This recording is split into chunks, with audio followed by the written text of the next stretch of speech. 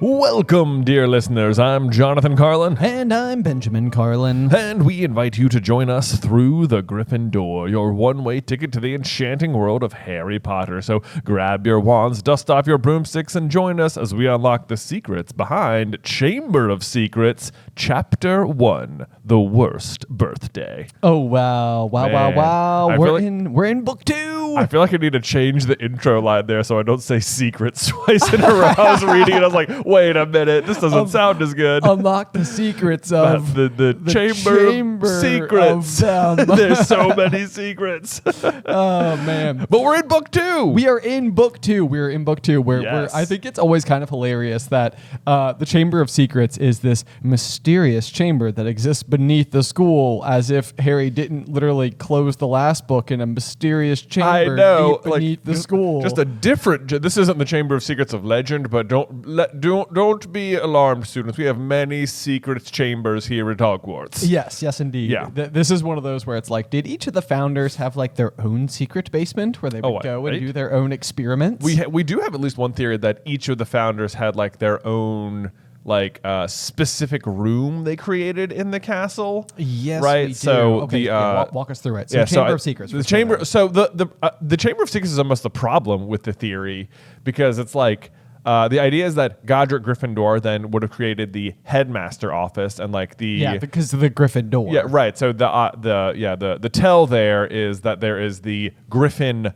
Door knocker on the headmaster's office. So maybe it wasn't initially intended as the headmaster's office. This was just Godric's office, like personal office, right? And it went on to become the headmaster's office. But like the fact that there is a Griffin Door knocker, which is also the inspiration for the name of this show, if you couldn't tell. I suspect at this point they've put it together. You got it. Yeah. And then Rowena would have created the Room of Requirement, just because it's like a very like intelligent room. Helga would have created the kitchens and possibly the Great Hall, because they're sort of connected in that way. Yeah, it's always fun to imagine, or is this even just canon, that like underneath the Great Hall is like the same layout. It is just canon, yeah. Okay. And so like quite literally, it's just like you're just transmuting like the like all the food from down here to the up there, right? Which is sending it straight up. Plus, it's like the Great Halls where like everyone comes together, and that's very Hufflepuff. Absolutely. And then it's almost like then there's the Chamber of Secrets, which is like the one that Slytherin would have created. The almost issue being that like the other three would have created rooms for the rest of the school, whereas then he's like, no, I made one. Don't worry, you can't ask me questions about it. Yeah. No. Oh, guys, it's a big secret. It's going to be hilarious. I shall not be telling people. I think there's a couple of different thoughts that I think come to my mind just as we discuss this. One of them is like, we talked about, or you just mentioned, Godric's office eventually going on to be like the headmaster's suite, so to speak.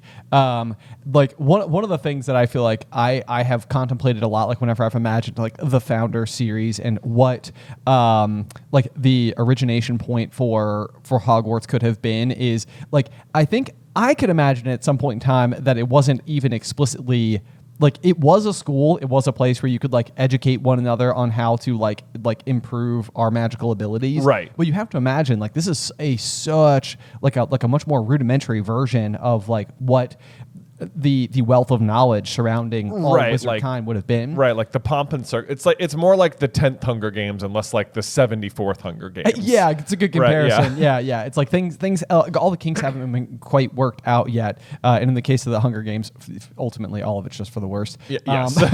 But and like a lot of times I like to think that Hogwarts at one point in time was a safe haven for the magical community. And that's even part of the reason that it's like so concealed and protected, is because like at some point in time it was like, well, there's no point in like undoing these enchantments. Like we may as well keep the students safe as long as we're at it. But like I think the like persecution of people perceived to be magical during that particular era of time was probably rather significant in a way that the wizarding folk would have been highly unable to, like stand against. Right, and the like non-magical community. Like the castle also has like all these built-in has like a built-in army with like the suits of armor and stuff, and it's like that was put in the castle for a reason. Like they must have had something to defend against. Yes, yeah, like they precisely. needed some kind of protection built into the school. It's like otherwise there's no real reason your high school needs a magical army at its disposal. Right, You know? right. Yeah. So I think there must have been something there. The other thing that like helps are the founders each made one of the rooms in the castle. Yeah. That makes the Chamber of Secrets less of a secret.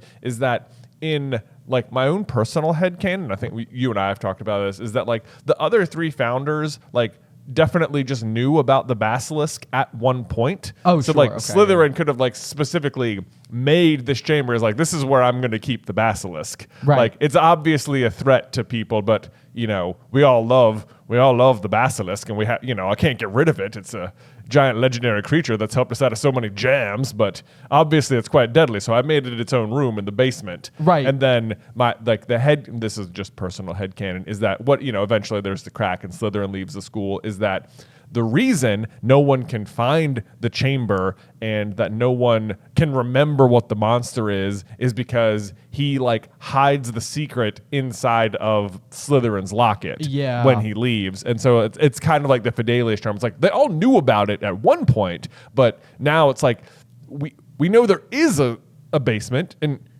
we know there is a monster, but like what is it?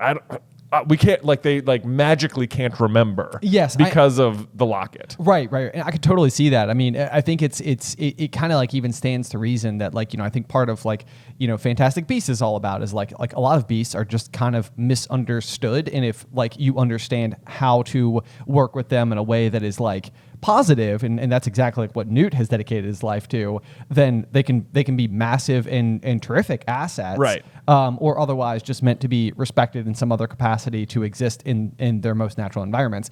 But yeah, I could totally see a world where, I mean, with all the other defenses in place, I mean, the basilisk could have been, sort of like their ace in the hole. Oh, like literally in the hole too. In the hole. Yeah. No, I think that's super cool. And again, like kind of going back to this idea that, Hogwarts would have been a safe haven and a protected place for, the wizarding population. It then eventually would have expanded over to the only exclusive wizarding town, which is Hogsmeade, directly next to it. So even that would sort of make sense, because it would be like, okay, all these people went, they all stayed in the castle, there was like education to be had, in less of a traditional capacity. So like in my mind, I'm not even thinking of like 11-year-olds coming of age and going to school. This is just sort of like, maybe somebody's teaching herbology to any spectrum of people who want to know more about magical plants. Right. It's not like you age into it. It's just like, if you're a wizard at all, come over to the school and we'll teach you things. Yeah, like we should share knowledge. Yeah, exactly. And then at that point in time, I feel like Hogsmeade would almost be like the representation that like at some point in time they were able to feel comfortable enough to expand to an area adjacent to the castle where they could then live in a much more known capacity. Right. Well. So anyway, kind of just a general deep dive on the title of the book. On the title of the book, Chamber of Secrets, which I feel like we can partly do, because as we enter chapter 1, there's an abundance of things that I think are happening here, and I think it's a well-crafted chapter, especially if you are the reader consuming this book based on like the original release dates. Yes, like you can definitely tell reading it in 2023 that when this book was written, it very much had in mind, especially in the first chapter, like, let me catch the reader up on everything they might have forgotten in the past year and a half between release dates or whatever. Yeah, so this is kind of like one of those funny things where it's like stories can like, you could almost imagine them being told differently, or maybe even once more time had passed, because this is still going to be like, inside of the 90s, and maybe there's a greater expectation for like the reader's relationship with a specific story and their willingness to have like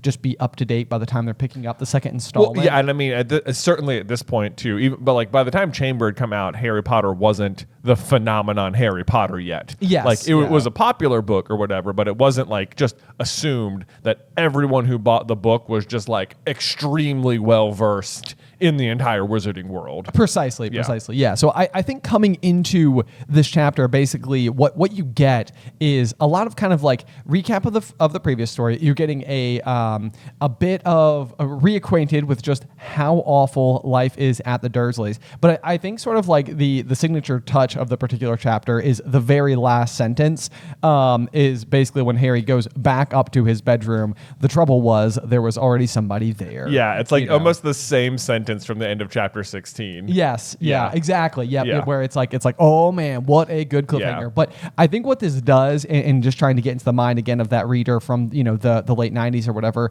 is basically it's sort of like, okay, like that's right. Yeah. So we went to a magical school. Okay. Yeah. Ron and Hermione are his friends. Oh yeah, the Dursleys, they're the worst. And you're sort of like, well, like otherwise it's kind of like a light chapter, like not like Harry mows the lawn. Like not a lot happens. Yeah, not much happens. Like he basically just sort of sees Dobby in the bushes, but you don't even know who Dobby is yet. Right, but then if you get to the end of it and you're like, wait a second, who's in his room? Who's in his room? It's like, well, it's kind of interesting. It's like there's not supposed to be anybody in the Dursleys. Yeah. Like who are the eyes in the bush? So I feel like if you're picking it back up and you're getting through this chapter, and even if you're like, well, like nothing really like wild is happening, you get to like the last sentence, and you're like, all right, I'm back. I got it. I got to turn the page. I'm turning the page. I want to Yeah. know what's up, and sure enough, you're introduced to then like a brand new creature, which is going to be a lot of fun. So anyway, I feel like that's sort of like my quick synopsis of chapter 1. But now we can do the nitty gritty. Now we can go. Yeah, we can go do the nitty gritty. So let's just start with the chapter art here for The Worst Birthday, which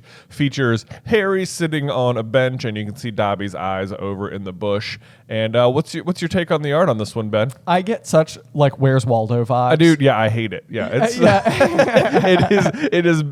this is we're not starting off on a good note chapter art wise. I'm like, first of all, I was like, when does Harry even sit on a bench? And it turns out he does. I went and found it, in the chapter. He even paints the bench in this chapter. Yeah. But yeah, there's something about this just it's very like Where's Waldo, or it looks like a Sunday morning comic strip or something. Yeah, like bazooka bubblegum. Yeah, there's something a little off-putting about it. I don't exactly know what it is, but it's not super magical looking. I didn't love this one. I was like, okay, all right, whatever. The one thing I'll say is that because so often I'm now listening to the book, so I don't even get exposed to the chapter art at all. The one thing I will say is that like this concept of like Dobby's eyes being visible in the bushes is always kind of like one of those things where I'm like, I don't like.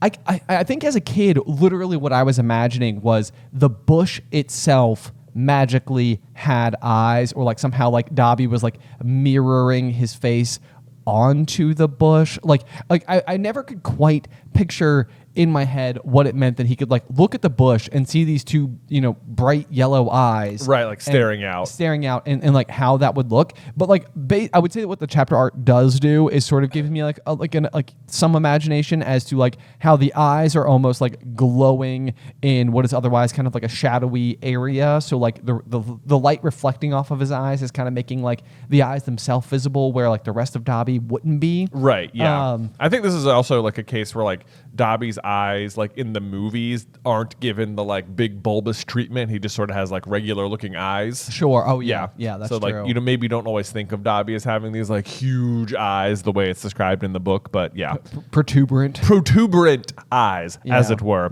Yeah. But anyway, so that's the artwork here. I thought it's funny that you mentioned the last sentence, because the very first sentence, I think it was just I don't know if unusual, but in the first sentence of Sorcerer's Stone and in the first sentence of Chamber of Secrets, the Dursley's full address is listed in both.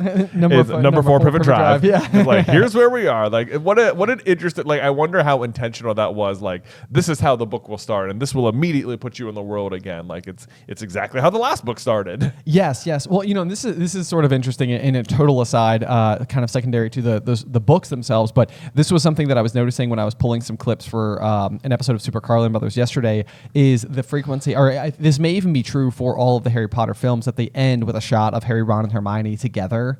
Not Prisoner of Azkaban. Not Prisoner. Oh yeah, because Harry does like the freeze frame on the firebolt with like the smudge face. Yes.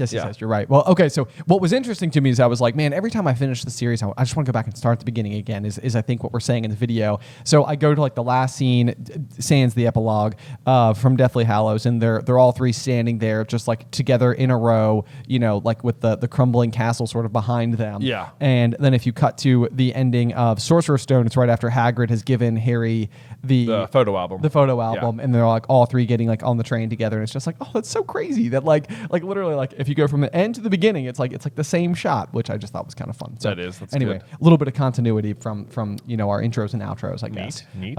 Yeah. I love this. So otherwise, on the first page here, we get Harry's just at breakfast. You find out that Hedwig has not been able to fly anywhere. I love the line from Uncle Vernon where he's like, "Do I look stupid?" And it's just like, it's such a funny thing. It's like you can, and almost like as you're reading it, it's like, yes, you look stupid. it's like he's trying to make this point about how non-stupid he looks, and it's like the exact opposite is being achieved due to his bit of fried egg dangling from his bushy mustache. I know, gosh, it seems it's like annoying me how distracting it is staring at him in my mind's eye. I'm like, just fix that egg. I know. It's Get that egg off your face. Can someone let him know, please? Yes. Please. Let's rectify that problem. Yeah. Also, I think it's funny that Dudley, one of his first lines is, "I want more bacon," which to me, it's like, it's surprising to me almost that he still eats pork-based products after having a pig's tail the last year.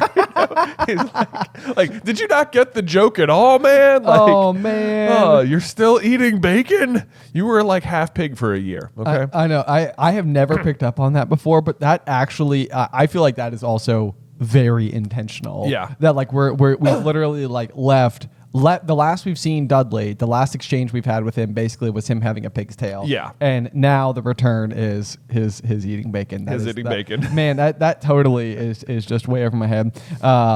The next line is, "There's more in the frying pan, sweetums," from Aunt Petunia. This frying pan gets some serious action.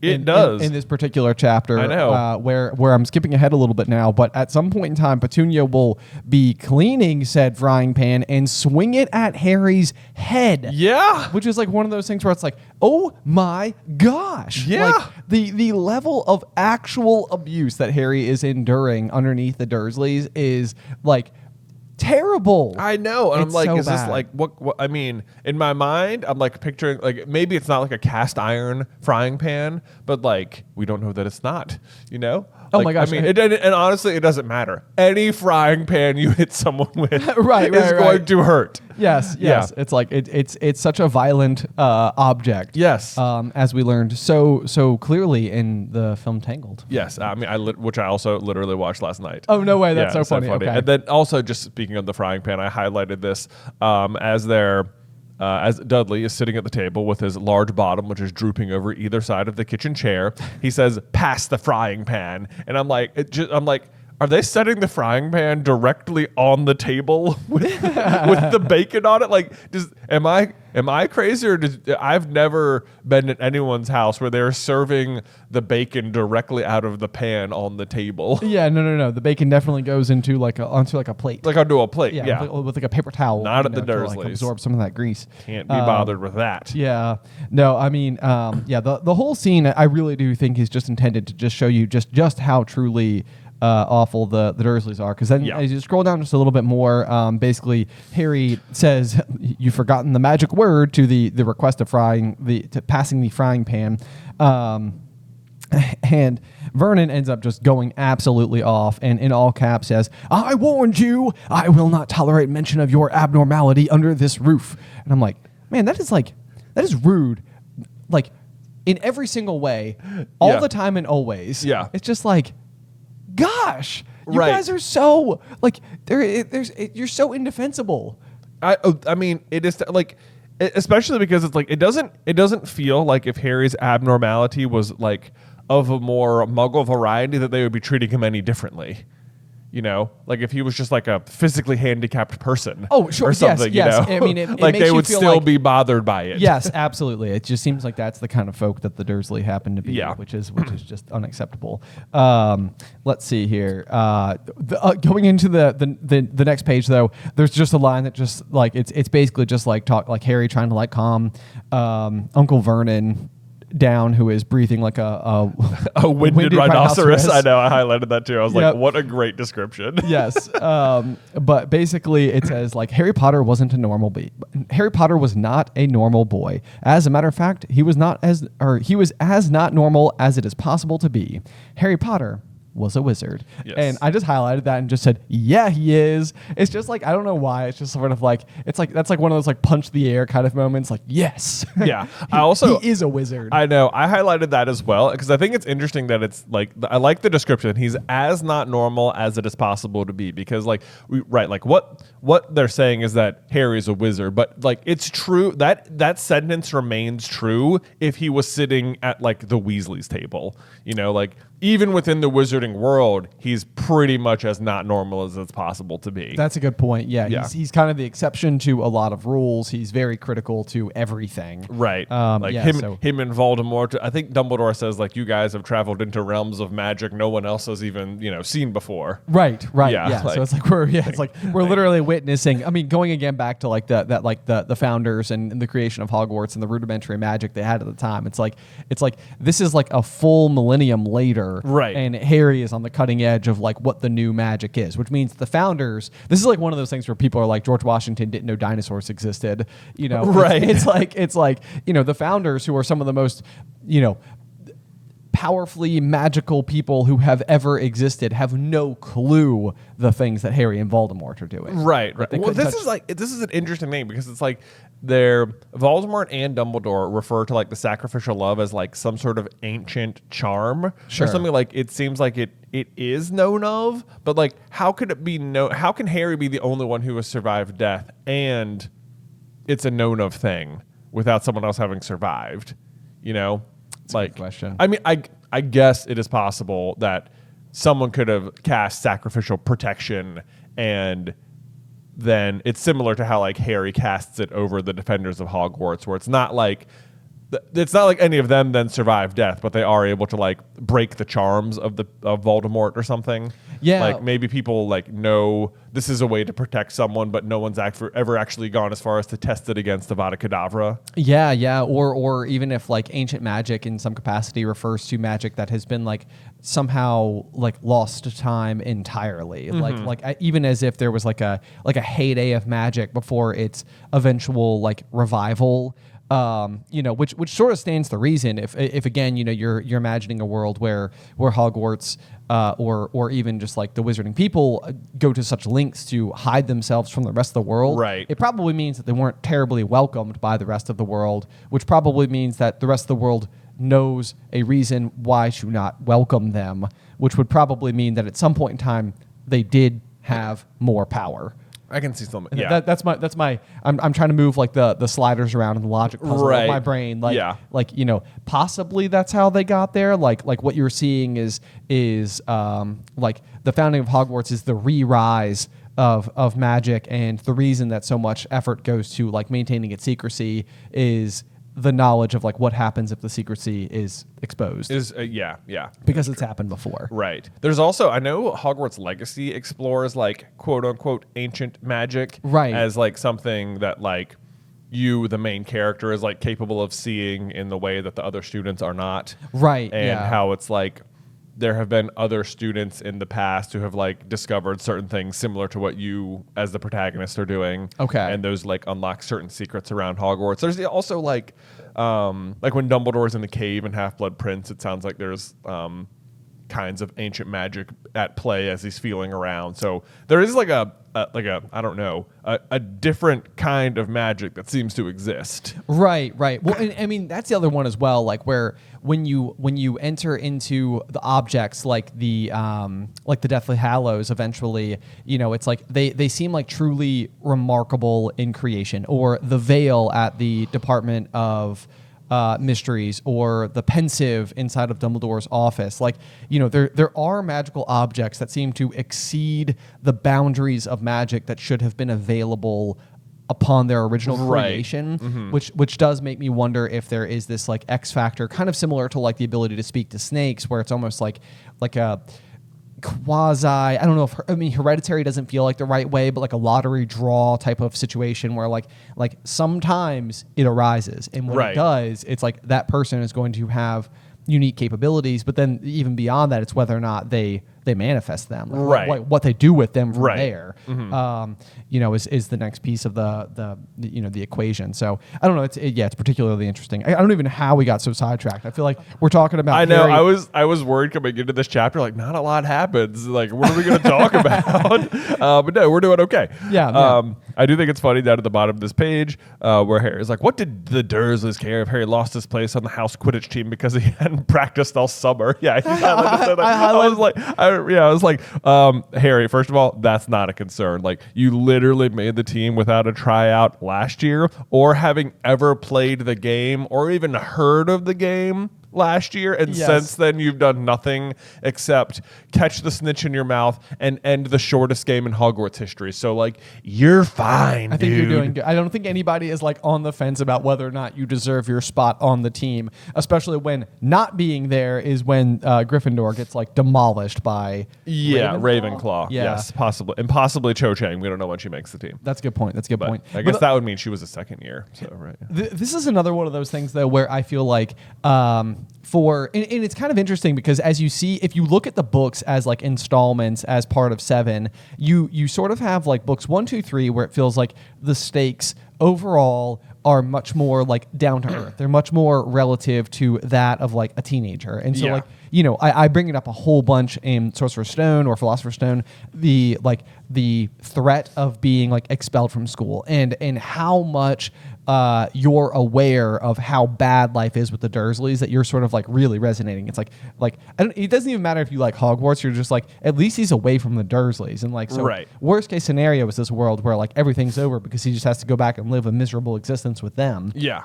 But I feel like we see a lot of this, and this is sort of like, for books 1 through 3, again, the stakes are kind of small, and then like 4 starts to kind of like bridge the gap, like where Harry is still, for the most part of the book, dealing like with a popularity kind of contest, like down to earth problems, asking a girl to a dance, like there are things that like any high schooler may have had to endure, and then on the other side of it, like even the other side of Goblet of Fire is like when he enters into the graveyard and Voldemort is back, and he has an army of fully grown, fully trained wizards at his disposal. And like Order of the Phoenix is like, we are at war with the government. It's like, whoa, okay, these are not typical high school problems anymore. But I find it interesting, and that was part of like what made this line stand out to me as well, was just sort of like, it's like the stakes right now are like, oh man, how much of a bummer would it be to us, the readers, who are rooting for Harry to like lose a spot on the Quidditch team? Like, that would be so disappointing. It would be. Yeah, it would be. Also, the other ridiculous thing is that if Harry were to lose a spot on the Quidditch team, it would, like, all of the other students, like were already there. Like, they already could have tried out to be Seeker, except for the first years. Who can't play Seeker, right? Yeah. Who like apparently never make the yeah. So like the only event in which Harry doesn't get his spot on the house team is because right behind him is the next best Quidditch player in a century. Yes. Oh, this is the other thing too, is that like, what grade is Cormac in?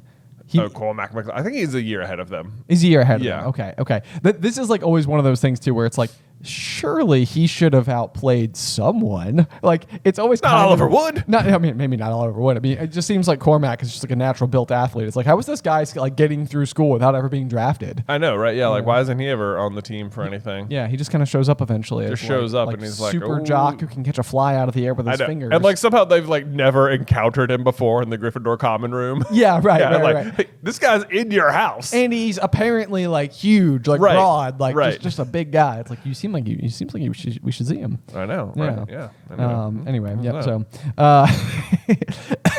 Excuse me. I'm sorry. All right, yeah, there is a sentence on the next page. I don't know if this was the first time it said it was describing Harry's appearance. If in case you forgot what it looks like, it says he wore round glasses and on his forehead was a thin lightning-shaped scar. I wasn't sure if that was the first time you get a description of Harry's glasses as being like the iconic circular round glasses. Oh, interesting. Or not. Interesting. Yeah, once again, it always brings me back to the question or the day in which the Dursleys very begrudgingly would have had to have taken Harry to the optometrist, to like have get his eyes sorted. Get his eyes sorted. So it's like, you almost have to wonder, it's like, it's kind of interesting that it becomes such like an iconic element of his appearance because the Dursleys likely are the ones who provided it to him. I know, it is. There's always that. It's always right on his face. Right, yep, there. And then it also mentions that, like, yes, Harry is not just unusual in that he's a wizard. He's unusual even for a wizard because of the scar on his head. So there's cool. That's cool. There is then this next line, it says, at the age of 1 year old, Harry had somehow survived a curse from the greatest sorcerer of all time. This is just like interesting, like Avada Kedavra dodging.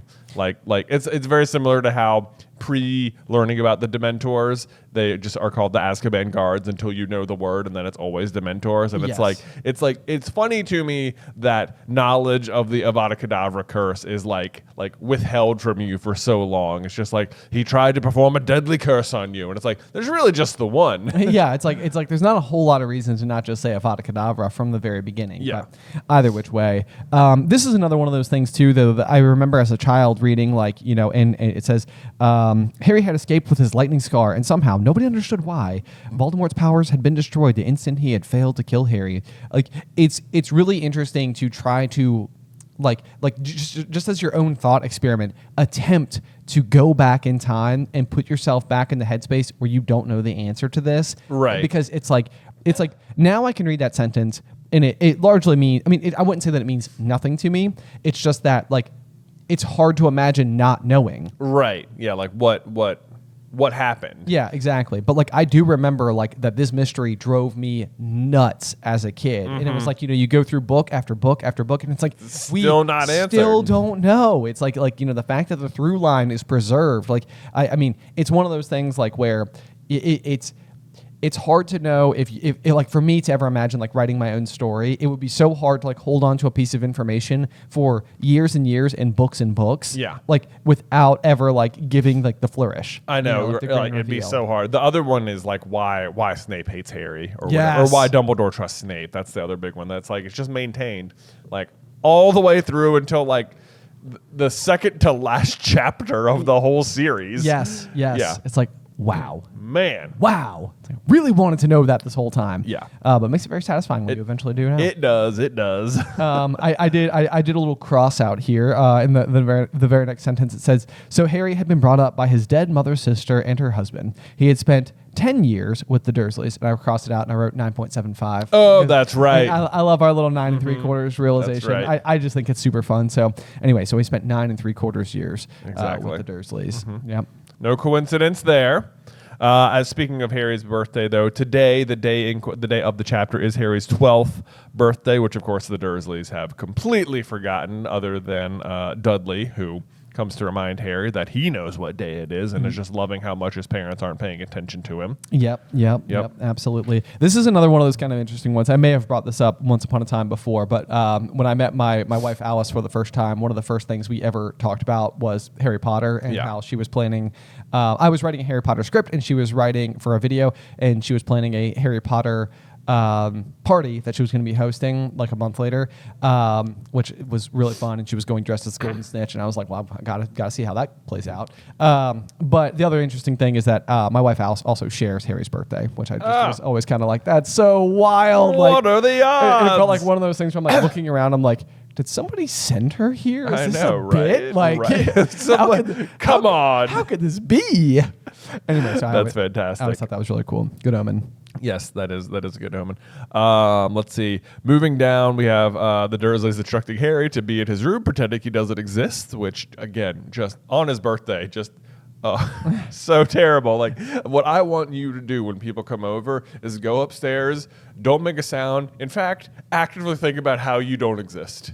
Yeah. You're not really here. I know. Yeah. This is one of those really interesting things, though, because this chapter outlines a couple of bits of it that I think are very, very relatable and just good life observations, which is that, like, I don't think that Harry expects the Dursleys to be terribly nice to him. So them behaving in a way that is in a consistent manner to how they've always behaved is almost sort of like, it's just par for the course. Like, I mean, not to, again, I'm not defending the Dursleys. I mean, it's awful the way that they treat him.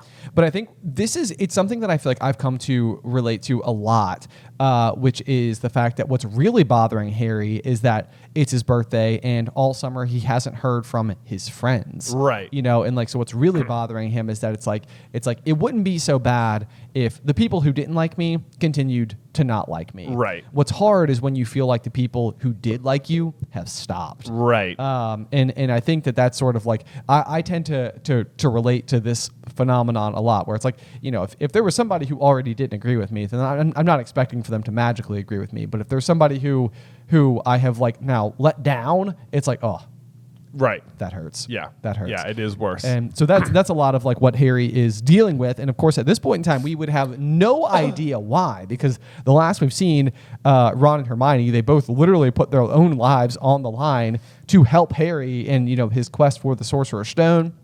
Right, like they promised to write to him. Ron says he's going to invite him over. Yeah, but then for some unknown reason, you're just sort of like, but they didn't write him any letters at all. Did they just get home and forget? Like, I know. Do they not care? Or like even Ron, you could almost see a world where he would like, just get home and he'd be so busy with like life at home and he's got all of his siblings. There's like lots of distractions. And stuff. But like, it feels like Hermione, is also going to be a little bit isolated from the world that she's kind of come to know as her own reality. Like, it seems like that would be the one where I'm like, man, it really seems strange that Hermione has it written. It does, yeah, it would absolutely. Also, as I'm thinking about it, because I think like each of them has written him like actually many letters that Dobby has intercepted. Yes. And it's like immediately making me think like, how much time and effort is Dobby putting into this endeavor that like all summer he has like successfully been on the lookout literally every time an owl came to the house. Like, he must be there in all of his spare time. Yeah, well, like since summer started. But I think this is like part of the extreme power of house elves. Yeah. Like, I think that they are like, this to me is like, it's almost in keeping with what we eventually learn about them. Like, I just think that they are just so overlooked in terms of like what they can do. Mm-hmm. But it's also interesting, especially as and I'll save some of it for the next chapter. Like the lengths that Dobby has been able to go to, despite the fact that it would probably be contrary to the like perspectives, intentions, whatever of his masters, which is like something that it seems like house elves are just magically bound to. Yeah. So like, it's also one of those things that will eventually make me love Dobby just so very much, because he is literally, he himself is overcoming his own programming for the good of everyone. Right. And he shows it in weird ways. He does show it in weird ways. The other thing that they, like, I guess for Dobby's plan, like what a weird thing I'm just sort of thinking about now is that like Draco and Lucius must be, I don't know who he's talking about this to, but obviously that's who Dobby's getting the information from. The terrible things are going to be happening at Hogwarts, and that's why Harry shouldn't go. Like, Lucius must be having these conversations with somebody like the moment summer starts, like the moment Draco gets home, because like at least has the conversation before Ron is able to send any communication to Harry, because those letters should have gotten to Harry, but like right away Draco must like walk through the door like, Harry Potter, Dad, you're not going to believe it. He's not cool, man. He's not cool. I don't like that kid. He ruined the house competition for him. What can we do about it? And he's like, no worries. I'll buy you and 6 of your friends a Nimbus 2001, and I'll unleash a terrible monster. It'll be okay, Draco. we can solve this. Yeah. But that's the thing, is that Draco himself, like Lucius must be doing it in reserves enough that Draco doesn't know. Right. So yeah, who is Lucius speaking out loud to about this plan? Like, just Narcissa? Because like Draco doesn't know about it. Yeah, that's a good question, because it's hard to know. Like, it's hard to know. Let's see, because I mean, especially because we eventually know that like Lucius's real plan is, I think, to try to plant it with a Weasley in order to incriminate them while also disposing of an incriminating possession of his own. I guess that is part of it. Yeah, because like raids are happening and stuff. Right. Yeah. Yes. So I don't know. That feels like a very multifaceted question. Like it would be so interesting to just be a fly on the wall for that conversation. But like he knows that giving the diary away will open the Chamber of Secrets. Or that Like, could. Yeah, because he knows enough that should happen. He doesn't know it's a Horcrux, so that like Voldemort's soul is literally in there. Right, because that's the thing that like where Dumbledore is like, I have a feeling if Lucius Malfoy actually knew what he possessed, he never would have been so careless with it. Right, which Yeah. is another one of those things where it's like if Voldemort could have like legitimately felt like he trusted someone or like had enough in him to trust somebody to tell them the truth, then like he would have been way better off. But of course he can't, which is to his own demise. As per always. Always, it's always Voldemort's really his own undoing. Yes. Anyway, moving on. This is maybe the cringiest line in the whole book, and I hate it so much. And it is, and I think it's supposed to be cringy, but it is what Dudley is going to say to the Masons when he gets there. And he says, "We had to write an essay about our hero at school, Mr. Mason, and I wrote about you." And I'm just like, I hate this line so much because it's like there's no scenario. Like as far as Mr. Mason is concerned, this kid has never even met him before. I like, know. why? There's like it's not believable as the adult to the child that like it's so clearly set up, and like the dirt like they should be like, Dudley, that's adorable. Don't say that because he'll know that's not true because you've never met, and he's not like a heroic person. He's just a guy with a job. Oh, you know, right, like, right, and it's also yes. just like we had to write an essay for school. Like it's summer, dude. Like, it's like nothing. Oh, I just hate it. I hate that sentence so much, and it's like I think you're supposed to. I think it's just supposed to be cringy. Yes. but no, I totally agree with you. I highlighted it as well and just put, oh. I know, like no. Yeah. No. Moving on, they're of course they're hoping that this deal goes through so they could shop for their vacation home in Majorca, their just favorite place in the world. I do love that. This is one of those things I never really noticed is how much the Dursleys just love Majorca. I know. Yeah, it's like it'd be interesting to know, and I mean, this is like a question for like British listeners. It's just simply like what. Look, I wonder what, like, is Majorca, like, and I do not mean to throw any amount of shade whatsoever or at anyone for any reason, but is it like, would it be like retiring to like Florida? Like, which is like a rather common thing, you know, for Americans to do. Like or is this when like super rich people in New York, like somewhere in the Hamptons? Oh, you know? Yeah, that's a good point because it doesn't feel like, I mean, as much as the Dursleys subscribe to, you know, this sort of like suburban cookie cutter lifestyle, and they do seem to do reasonably well for themselves. They still seem firmly like in what I would interpret as like middle class, right? You know, yeah. like I mean, they just live in the suburbs, right? Yeah. Right. Yeah. So I like the Hamptons would seem like, and again, this is just my own interpretation, but it's like that does seem like 1% are kind of wealth. Right. Yeah, it does feel like that. So I don't know what kind of drill order Mr. Mason's about to drop on them. I do like the fact that his last name is Mason, though, because a mason is somebody who builds with stone and blocks. So right. It's like, it's on the nose. I get it. There it is. Yeah. But so then from there, we do start to see a little bit more of like, you know, the rivalry, I guess, if you want to call it that, between Dudley and Harry occurring in this chapter, which is basically when, you know, Harry is outside on the garden bench. He's staring absentmindedly into the hedge, and the hedge was staring back, with those two enormous green eyes. I think I said yellow earlier. The green eyes. And Dudley comes out and is like sort of taunting Harry in a way that feels like I almost feel like sophisticated for what I expect from Dudley.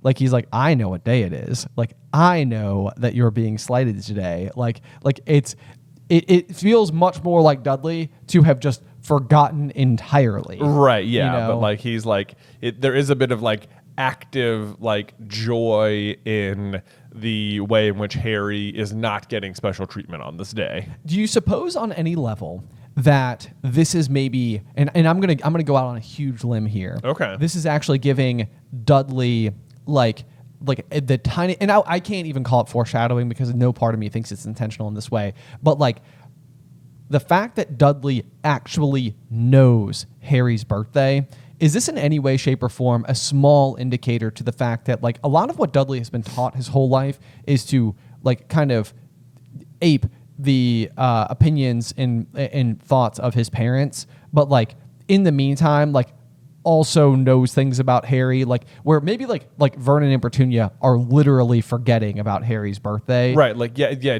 That is a good question. Like, do you think they have are ignoring it on purpose, or did they just actively forget? Yeah, that's the question. Because if Dudley remembers it at the very least, and again, I'm trying to give I'm trying to pull a mile out of an inch here. Yeah. It means he knows Harry's birthday. That's true. Which is like, Which is maybe more than you can say for his parents. Yes, correct. Right. Correct. Yeah. So that's always one of those things where I can't ever give Vernon and Petunia a pass, but there's a part of me that is also like Dudley is still the product of something he had no control over, which is the thoughts and opinions of his parents. Right. And it's like, for better or for worse, and I would say the same thing about Draco, that's hard to overcome. Yeah. Yeah. So, and that's the type of thing where I think a lot of times, once you see people go out into the world and maybe they have like their own individual experiences, things change. And it seems like for Dudley, by the time, like Harry is they're parting ways forever and ever, like Dudley's kind of like, I don't think you're a waste of space, which again, it's like you're trying to make a mile out of an inch, for some kindness from Dudley here, because it's not exactly the nicest way to phrase it. But it feels like there's like a beacon of positivity that is finding its way out of this boy. Right. And so anyway, I'm maybe we can grant him just a little bit of credit there. A grain. Even though he came, or even if it's like, he knows his birthday, so he like does care a little, even though he's using that knowledge just to bully Harry. To hurt him anyway. Yeah. I do love the fake magic words that Harry retorts back with jiggery pokery, hocus pocus, wiggly wiggly,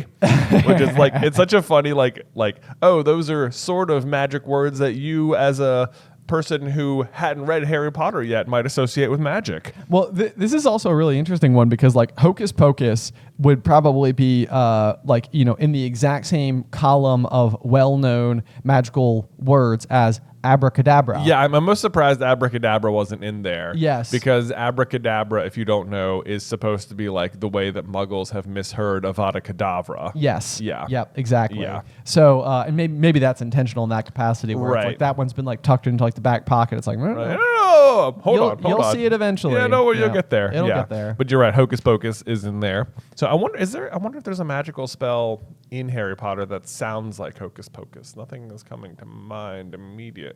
Yeah, no, nothing specific. Nope. All right. So I don't know enough of the underlying etymology of any of the rest of those. If jiggery pokery or squiggly wiggly have additional meanings. Right. But I suppose it's possible if at least hocus pocus was selected, these other two could be something. Squiggly wiggly just sounds like gibberish to me. Yeah, it sort of sounds like gibberish. Anyway, for doing this is where Aunt Petunia aims a heavy blow, which I also underlined. I was like, geez. Yeah, I know. With a soapy frying. Come on, man. Like, not just like I swung it at him, like, don't you do that again. It's like I reared back and tried to inflict damage. The other thing that's going through my mind, and I know this shouldn't be my priority, is I'm like, you're about to send like soap and bacon grease all over your apparently pristine kitchen. Yeah. It's just not like, worth it. it's like, yeah, I mean, it's not worth it in any capacity, but Also, this is just like the difference between reading this as a child and I think reading this as a 35-year-old. But there's the next paragraph is like the ways in which Harry has to pay for it, and it says Harry cleaned the windows, washed the car, mowed the lawn, trimmed the flower beds, pruned the roses, and repainted the garden bench. And I just like wrote a note and I was like, is it bad that this sounds like a very pleasant day to me? I know. What a day! I know. Like, so productive. This is not terribly dissimilar to literally how I spend my Saturdays I know. at this point in time. So and I also I just put a note next to that and I just said, this is an impressive amount of work though. Like, I mean, good on Harry. It also takes him to 7:30 p.m., which I just wrote down as sort of like what kind of dinner part? You're waiting the Masons wait to eat dinner until 7:30? Like, come on, it seems like a late party. Right. Yep. No, it does. It does indeed.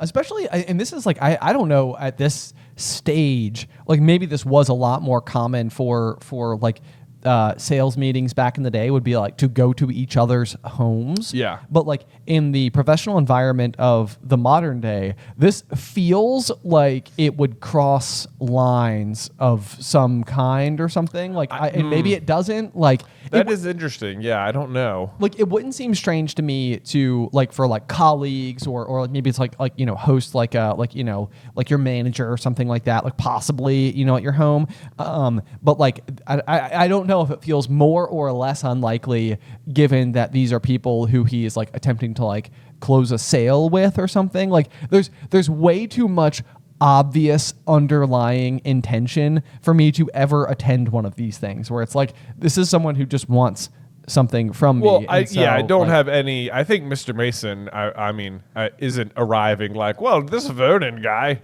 who typically sells drills probably just wants to be buds. Yeah, inviting me into his home. Right, like I think he knows what's coming and is familiar with it. And I do think once upon a time a lot of business was built more on like what kind of personal relationship do we have. Yeah. I always remember like even when I used to like work at a concert venue, there was like the older the salesperson you were talking to was, the more likely it was that they would want to go like have dinner after work or get like drinks or something, as opposed to just have like a quick meeting in the conference room. Sure. Yeah. Or additionally, like I even feel like this happens sometimes. The difference between someone who like emails and phone calls. Things like a phone call to me, it's almost like, oh, you want to get personal. Yeah. It's like we're going to speak on the phone with one another. Wow. Okay. Yeah, okay. All right. Must be a big deal.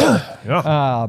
So anyway, then we're basically we're getting ready to close out the chapter. Harry gets his just absolutely like after having such a laborious day of work, he is given his dinner of what is it, like a slice of bread and a lump of cheese. Yeah. 2 slices of bread and a lump of cheese on a kitchen table. Meanwhile, they're what sounds to be a really spectacular feast that has been created otherwise. Like this almost feels like the type of thing where like, again, it's like Petunia must be like it's funny because like I feel like a lot of times Petunia is slammed for being extremely clean and neat. Yeah. But like otherwise seems like, like a rather capable cook. Yeah, she must be. I mean, both of like her son and her husband are both fairly like portly. Yeah. So like, what steps is she needing to go out of her way in order to create like negative grade meals for Harry, right? Yeah. Like even like having made him like a grilled cheese, when otherwise you've got this gleaming roast pork sizzling in the oven. All it would have taken was to like heat the ingredients you already gave him. Yes, and it would have been slightly better, but instead it was just sort of like an irregular. Like it even seems unlike Petunia to cut an irregular lump of cheese. Right. Like she would almost have to be like breaking her own bearings to be like, well, I'm just going to rip a piece off and give it to him instead of like slicing it neatly. Which means that, like, yeah, there's not just one irregular shaped piece of cheese now. Like whatever's left is also irregular because of the way in which you've given it to him. Which feels very non-Petunia. But she's like, no, I can't give this man a nice even slice of cheese. He doesn't even deserve that. A lump of cheese, and I'll throw the other lump away and then neatly slice whatever's left. Yeah. That seems more like that it. does seem like a little bit more there. So maybe the Dursleys are just forgetting his birthday on purpose. Is that maybe I'm coming back to that? I mean, the fact that she, absolutely they are, because like she makes a giant dessert, a huge amount of whipped cream and sugared violets, which I'm like, actually, maybe I should have looked this up. But sugared violets is like, I've always assumed that meant like berries or something. But like, is that like, this is clearly like a British thing where I'm like, did you sugar like flower petals? I don't know. This is like one of those where like part of my mind almost went to like an iced rose that you might have on like a sheet cake. And now I'm just curious what a sugared violet might actually be. So I'm looking it up. Hang on one second. All right, you look up that. Otherwise, we have a loin of roast pork sizzling in the oven, which is also just like, that must be huge. Like you could clearly slice off like a piece for Harry. Okay, so I think that they are in fact violet petals that have been candied. Hey! Which you can apparently purchase on Amazon for $7.85. Or fairisle.com has a recipe on how to make candied violets. Oh, man. Yeah, so that's pretty interesting. So violets are just an edible petal, okay. I suppose, yeah. All right. Well, very cool. Yep. Otherwise, we're closing out the chapter. This is no, this isn't even the thing. So I was thinking about the permission slip, and like the negotiations. Like, if you're quiet all night, like maybe I'll sign your permission slip. But that's not even on the table. No, yeah, that's that's next book. That's if you behave for Aunt Marge. Right. But yeah. So it is very interesting. So then as Harry goes up to his room, basically the Masons are about to come over. You can feel the stakes at the very least for Uncle Vernon, which I think sets the table rather nicely for just the absolutely disruptive nature that Dobby is about to provide to the house. I mean, how big of a drill order does this have to be for them to comfortably think that on the next day they can be shopping for like a beach house? Right. Like, what is the commission on the drills? I know. Like, I've always assumed like he's selling like DeWalt like power tool drills, but like when you think about it like this, it's like, are you selling like bulldozer size drills, like construction vehicle size drills? It like could be augers? the case. Yeah, right. Yeah. Like that could absolutely be the case. I have seen, I think in the illustrated edition, like they refer to Grunnings as a boring company. Yeah. Like because it's boring. Yeah. But you bore. But you like what bore drilling into something. stuff. Maybe it is like huge drills then. It could be, but then if he's a home builder, then you don't need huge drills. Like you would almost need more like your everyday like carryable drills. Well, but maybe you're like drilling like straight into the ground to like lay the foundation or something. That is possible. That is possible. But yeah, I think you would need to be, in my mind, I'm trying to do like what feels like a reasonable commission that the Dursleys could be walking away with, that they'd be able to go and buy a vacation home. And so in my mind, I'm like, this must be at least a $5 million sale, such that a 10% commission could be a $500,000 that could then be used to purchase a vacation home with. That's me backpedaling in my mind, right? Like, which would mean that like this would be a pretty eventful dinner. This is a pretty big deal. I mean, it does make it seem like it's a very important like roast pork and pudding that is being prepared. Can I just say, though, that I do find it to be slightly interesting that they find such a need to hide Harry, because it seems like, even if they, like, it almost feels more likely that they would like be attempting to make Harry presentable on this particular occasion, because it's not exactly like uncommon for people to like show appreciation towards a family who has taken someone in need under their own roof. Like, right. I think that would show like depth of character and like empathy and caring and like lots of positive traits. So like, it's interesting to me that they think like the Masons don't know anything about you, nor will they. Right. And it's like, all right, whatever. Okay. It also seems like maybe they just could have sent him to like Mrs. Figs or something for the night. Like, why risk, if you're so concerned that Harry is going to unleash even the slightest bit of magic, like why even risk having him in the house if what's on the table is a beach house? Right. Just get him out of there, man. Yeah. Right. You're playing with fire. Seriously. So anyway, I guess next chapter we'll get the full breakdown of all the calamity that does ensue. Indeed. With chapter 2. Yes, chapter 2, Dobby's warning. Oh, the little Dobsters there. I got to tell you, the chapter art for chapter 2, though, I won't talk about it now, but I'm not impressed. Oh, man. Yeah. Okay. Yeah, I said it. Shots have been fired. Okay. Bam. There we go. So book closed for the day. I'm not going to lie to you, Jay. I too was in a very similar camp, and maybe it fueled our tangents in some capacity. But coming into this chapter, I was like, this is such a big recap chapter. And there's a lot of like kind of reverse highlighting, the previous story, the world that we live in, who the characters are, how they behave, the underlying circumstances. So I'm impressed that we were able to, go on as long as we did. As am I. I will also say that I am impressed with our listeners, who I was just checking the YouTube channel before we got here. Of course, we have our goal of getting our silver play button for the Through the Griffin Door podcast YouTube channel. And we are presently at 22,000 subscribers on the YouTube channel. We're just like blowing my mind. Way. Yes, that's amazing. Just great milestone. We blew past 20,000, so we're aiming for 100 eventually, but just 25 right now. So if you haven't subscribed yet, please do. Thank you so much for watching. it does absolutely mean a lot. I also, I always like to check the charts to see if we're doing anything. Yeah, naturally. Really fun. I'll say that presently we're doing well on the entertainment news section of various podcast things. We're presently number 5 in the USA. No way! On entertainment news. Okay, so all that's right, fun. all right. And then I thought this was just sort of like, wow, that's surprising. But we are presently number 1, Ben, in Russia, of all places. Really? Yes. So I was like, that's okay. All right. So thank you to all of our Russian listeners. Yeah. Wow. Yeah. Unbelievable. Yeah. Unbelievable. That's really cool. That is really cool. So, as ever, be sure to let us know, like, where are you tuning in from, and definitely if you're willing to go and leave us a review, we would certainly appreciate it. It helps with our discoverability as the show continues to grow a little bit over here. Absolutely. Thank you so much. Speaking of which, I do have a review we can read. Yeah, lay it on right me. here. This I don't know why it Apple feels the need to mask people's names, so I can't tell you who left it because it's just listed as ICFZGD. GDUHED, Hey, which well, I don't think is shout out to them. Shout out to They said, great podcast. I love listening to you guys go into depth on these books and pointing out things I've never noticed before. Question, what do you think? What house do you think Barty Crouch Jr. was in? I know most of the Death Eaters were in Slytherin, but we know that a few others have been in other houses like Quirrell or Pettigrew, so it's possible. My bet is either Ravenclaw because he's incredibly smart and talented, or Hufflepuff because he's extremely loyal to Voldemort. Also, the public seemed to doubt that he was a Death Eater even after he was arrested, so maybe that might have been something to do with him not being in Slytherin.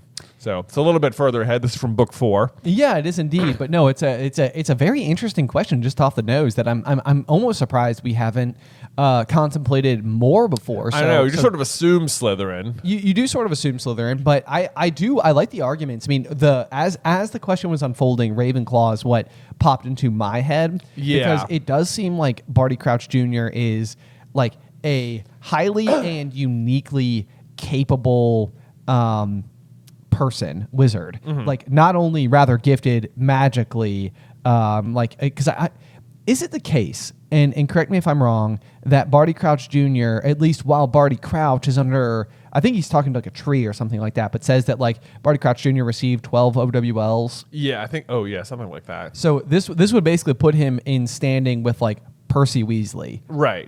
As far as we know, as like the only other like person capable of it, and because as like Hermione's the brightest witch of her time, and she doesn't even receive 12 OWLs, right? Because she gives up the Time Turner after book 3. Does that mean Barty Crouch would have had a Time Turner? Yeah, almost certainly. Almost has yeah. to have mean that. I love the idea. It is very fun to think about, but I think he's still in Slytherin. Yeah, like just so because, much.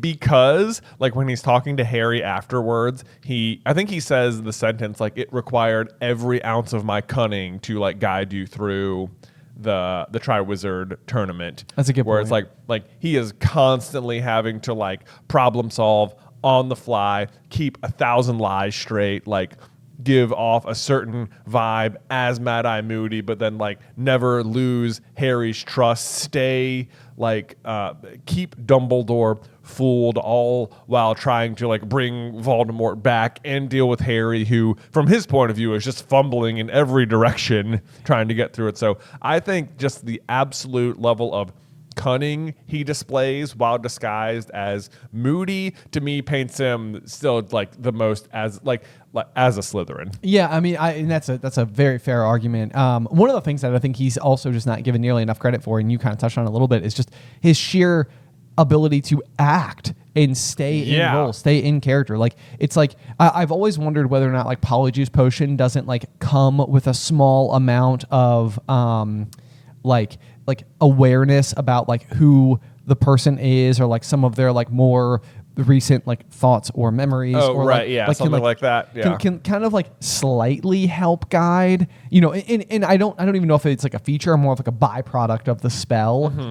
It would be interesting to like analyze all the other instances, like when Harry and Ron are under, in this very book, are under the Polyjuice as Crabbe and Goyle. Like, are they like a little bit more thick? Yeah. Are they a little bit more like dim-witted or slow, or like struggling to think as quickly as either Ron or Harry would under certain circumstances? Right. And that would be then like a reflection of then Crabbe and Goyle sort of like integrating through the potion. Right. Or like, did it help during the Battle of the Seven Potters that like everybody under Polyjuice was like maybe that much better of a flyer. Oh that yeah, night, right. you know, It feels like they would say it, you know, like it would be in the book, like that would be like brought up, but I guess maybe not. I know, but I mean that's the part because like you know when you compare it to Quirrell with like Voldemort actually living on the back of his head for all of book 1, like the fact that you know like Quirrell and Dumbledore aren't terribly close, but Mad-Eye and Dumbledore are quite close, and it doesn't seem like Dumbledore knows that Barty Crouch Jr. is underneath the veil. Yeah. Like, that's not part of Dumbledore's big plan. Like, that is foiling him It actively. absolutely is at every step of the way, and like that is always like that to me is like it's such a bummer that Barty Crouch Jr. just gets like utterly defeated and like gets his soul sucked out at the end of Goblet. I know. Because it's like,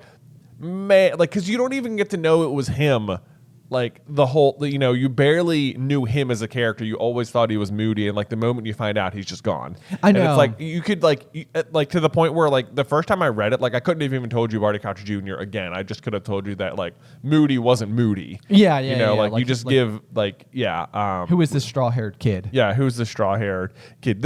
So interesting question though. Then is if you. If Barty Crouch Jr. was in Slytherin, where was Barty Crouch Sr.? Like, was he? Because they're a pure blood family, I believe, right? I think you're right. Yeah. And it seems like Barty Crouch Sr. was basically on a fast track to be Minister for Magic. Yeah. Both of them were probably taught by Slughorn.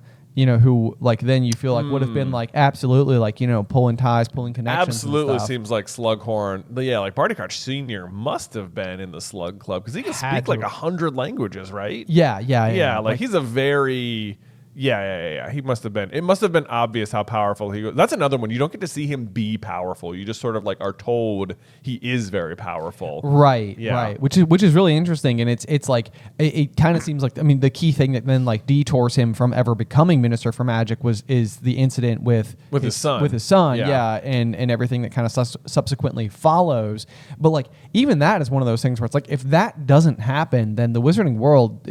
We don't know enough to really know, but it seems like would probably be in much better hands than like with Fudge. It definitely seems that way, and like I feel like it would have been great to know that Barty Crouch Sr. was in Slytherin as well, because then that's just like one more like maybe more like good Slytherin character. Not that he was great, like he definitely does some like negative things, like with the sacking of Winky and stuff like that. And he's like even sending his own son to Azkaban. That obviously does the right thing because his son is very dangerous. Yes, indeed. But like he's a severe person, but he is an effective person, and he does seem to be. He is on the good side of things. It gives you at least a better spectrum for people from House Slytherin, where otherwise it seems like they're so. They don't have a lot of depth, like it kind of seems like for the most part. I mean, you've got Snape who like, in some manner of speak, can redeem the house. But yeah, I mean, that's the problem. It's like Snape, it's like there's always the talk about like, yeah, he was sort of a hero at the end, but then like also you didn't have to be so mean in the meantime. Like you were still like there's still reasons to dislike Snape even when you know his ultimate like secret. Right. And then like even Draco, it's like he kind of helps, but he doesn't get that like full redemption arc. He doesn't like full on help Harry at the end. Yeah. Or like, denounce Voldemort, and like Slughorn's probably the best example of just like a generally jovial Slytherin guy, and look how he plays favorites, and he's sort of like a fun character, but like there's it's all right. Kind of comes with its own faults. Yeah, like, it's like very very like creature comfort focused. I mean, seems a little like full of himself in some capacity. So it's like if that's our best those are our three best bets. Yeah, exactly. But this again, just to bring it full circle to the original kind of conversation we talked about with the founders as well, is that like when you go back to this idea of Salazar and Godric being like the best of friends, like it's always interesting because I do sort of like have this like very jock like image for what Gryffindor would be like a very like ready, fire, aim kind of individual, just sort of like a little bit like haphazard and but like in a way that I feel like always kind of comes back to sort of like an upbeat and excited and noble way. Yeah. You know, and so it's like it's not the worst version of what I just described. It's like the best version of what I just described. But for him and Salazar to have been best friends, it's like they had to have been able to either be like puzzle pieces for one another, like where they're like kind of completing each other's faults. And like maybe Salazar's like a bit more careful and that keeps Godric like out of danger. But like it makes me feel like Salazar must appreciate these kinds of behaviors out of Godric, which is something that feels so not in keeping with everything that you've ever been painted about this character. About Salazar otherwise. Yeah. So it's like you have to imagine that like Salazar must like fun on some level if he likes Godric, because and I mean I'm certainly like projecting my own images onto it, but like, you know, the thing that I would love to see in a Founder series is so much like enjoyment and jovial nature and like kind of like lighthearted goofing and stuff I think like so. that. Like because if you have a Founder series, the whole thing, like the finale is the crack. Yeah, you know, yeah. Is exactly. like the splitting. So, but like if you have like 5 seasons, then you need 4.9 seasons of them being the best of friends. Yes. Because it all has to be leading to how terrible the crack is and like how devastating that is. Because that leaving is still what you're seeing play out between Voldemort and Harry. Yeah, it's exactly like Rogue One, you know, like in the world of Star Wars. It was like from the moment we saw the first trailer, we're like, well, prediction number 1, everybody's going to die. And right. It was sort of like you just sort of knew that had to be what happened. And, right. And, you know, it is what happened, but it's not like, it doesn't make the movie not good in the process either, because like you're just seeing like important events play out.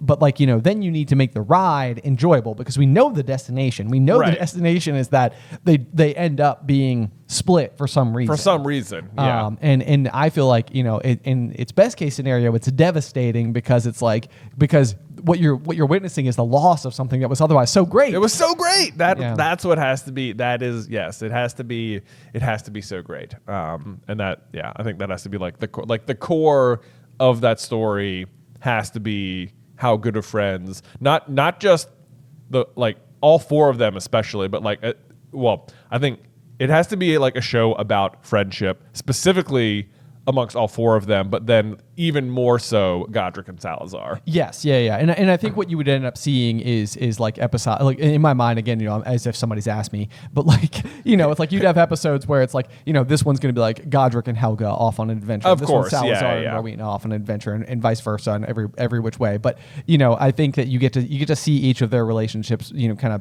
pieced together. But it seems as though the relationship between Salazar and Godric in particular is so critical to everything. It is. You know, it has reverberations for 1,000 years to come. It's like, I know. You know, it's like someone's got to tell the story. I know. Yeah. And I would love it to be us if you're a Warner Brothers. if you're looking for people, we could be your idea, man. We got it. Anyway, guys, love to consult. Great review, by the way, because it led us down a whole other path. So be sure to leave a review if you want to tuck a question in there. We'd be happy to answer that as well. But as ever, guys, thank you so much for tuning in. Yeah, we'll see you next time as we dive into Chapter 2, Dobby's Warning, Through the Griffin Door.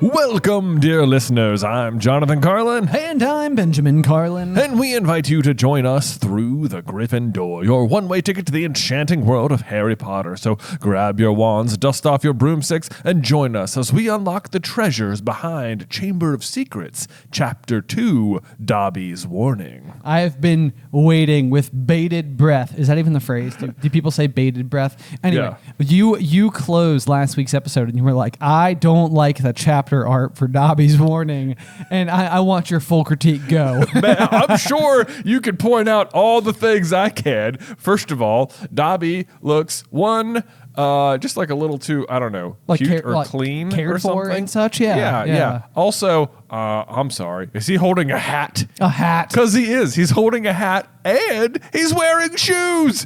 Which, like, what is that? It's like insult to injury. Salt in the wound. The whole thing with house elves is that they aren't given clothes, and he has 2 separate pieces of clothing besides the pillowcase that have been given to him. Like, he should not have shoes. He should not have a hat. He should not look so, like... Expertly cared for.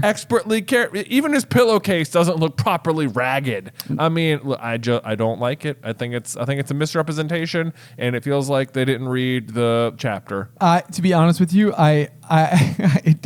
it didn't even occur to me that Dobby is holding like garments. He's holding clothing that would clearly indicate. I also found I found a description of the etymology of the name Dobby. Oh, did you? Well, and here's the thing. I'm going to say that I discovered this, but then I tried to fact check it and couldn't find it anywhere else. So maybe it is, maybe it isn't. But the rough idea is that the Dobby actually refers to a kind of elf that once upon a time would come out like in the middle of the night to like tend to chores about your house. Oh. And such kinds of elves, so you wouldn't even call them elves, you would call them Dobbies. Oh.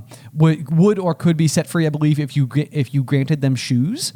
Interesting. So it is kind of funny that this particular illustration is depicted wearing shoes. But to be fair, the other thing that I found was that a Dobby is and maybe it's going for like a dobbin.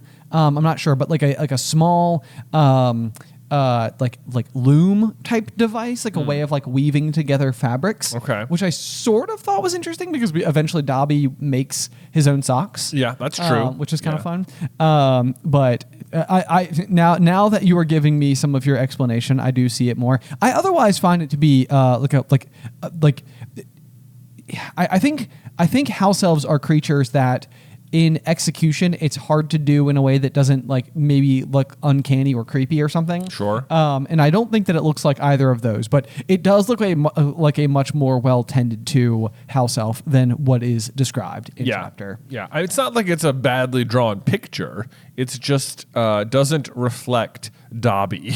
No, I understand. I mean, I spent the entire time reading the chapter, and like half of my brain was like in the background, just being like, "Why does Jay dislike this image so much?" I'm so curious. I mean, there you go. Now you know there why. There we go. Okay, so not Jay's favorite image, but anyway, so Dobby's warning is kind of a very curious chapter. You could probably pose somewhat of a philosophical question, a la like Wall-E and the sentiment of like, I don't want to survive, I want to live. Yeah. To the entire Dobby paradox, which is that Dobby is trying so hard and respects Harry so much and is so flattered by the way that Dobby is going to be treated by Harry as effectively just an equal entirely, something that he's so not used to, and yet his whole mission is to undermine basically everything that Harry loves.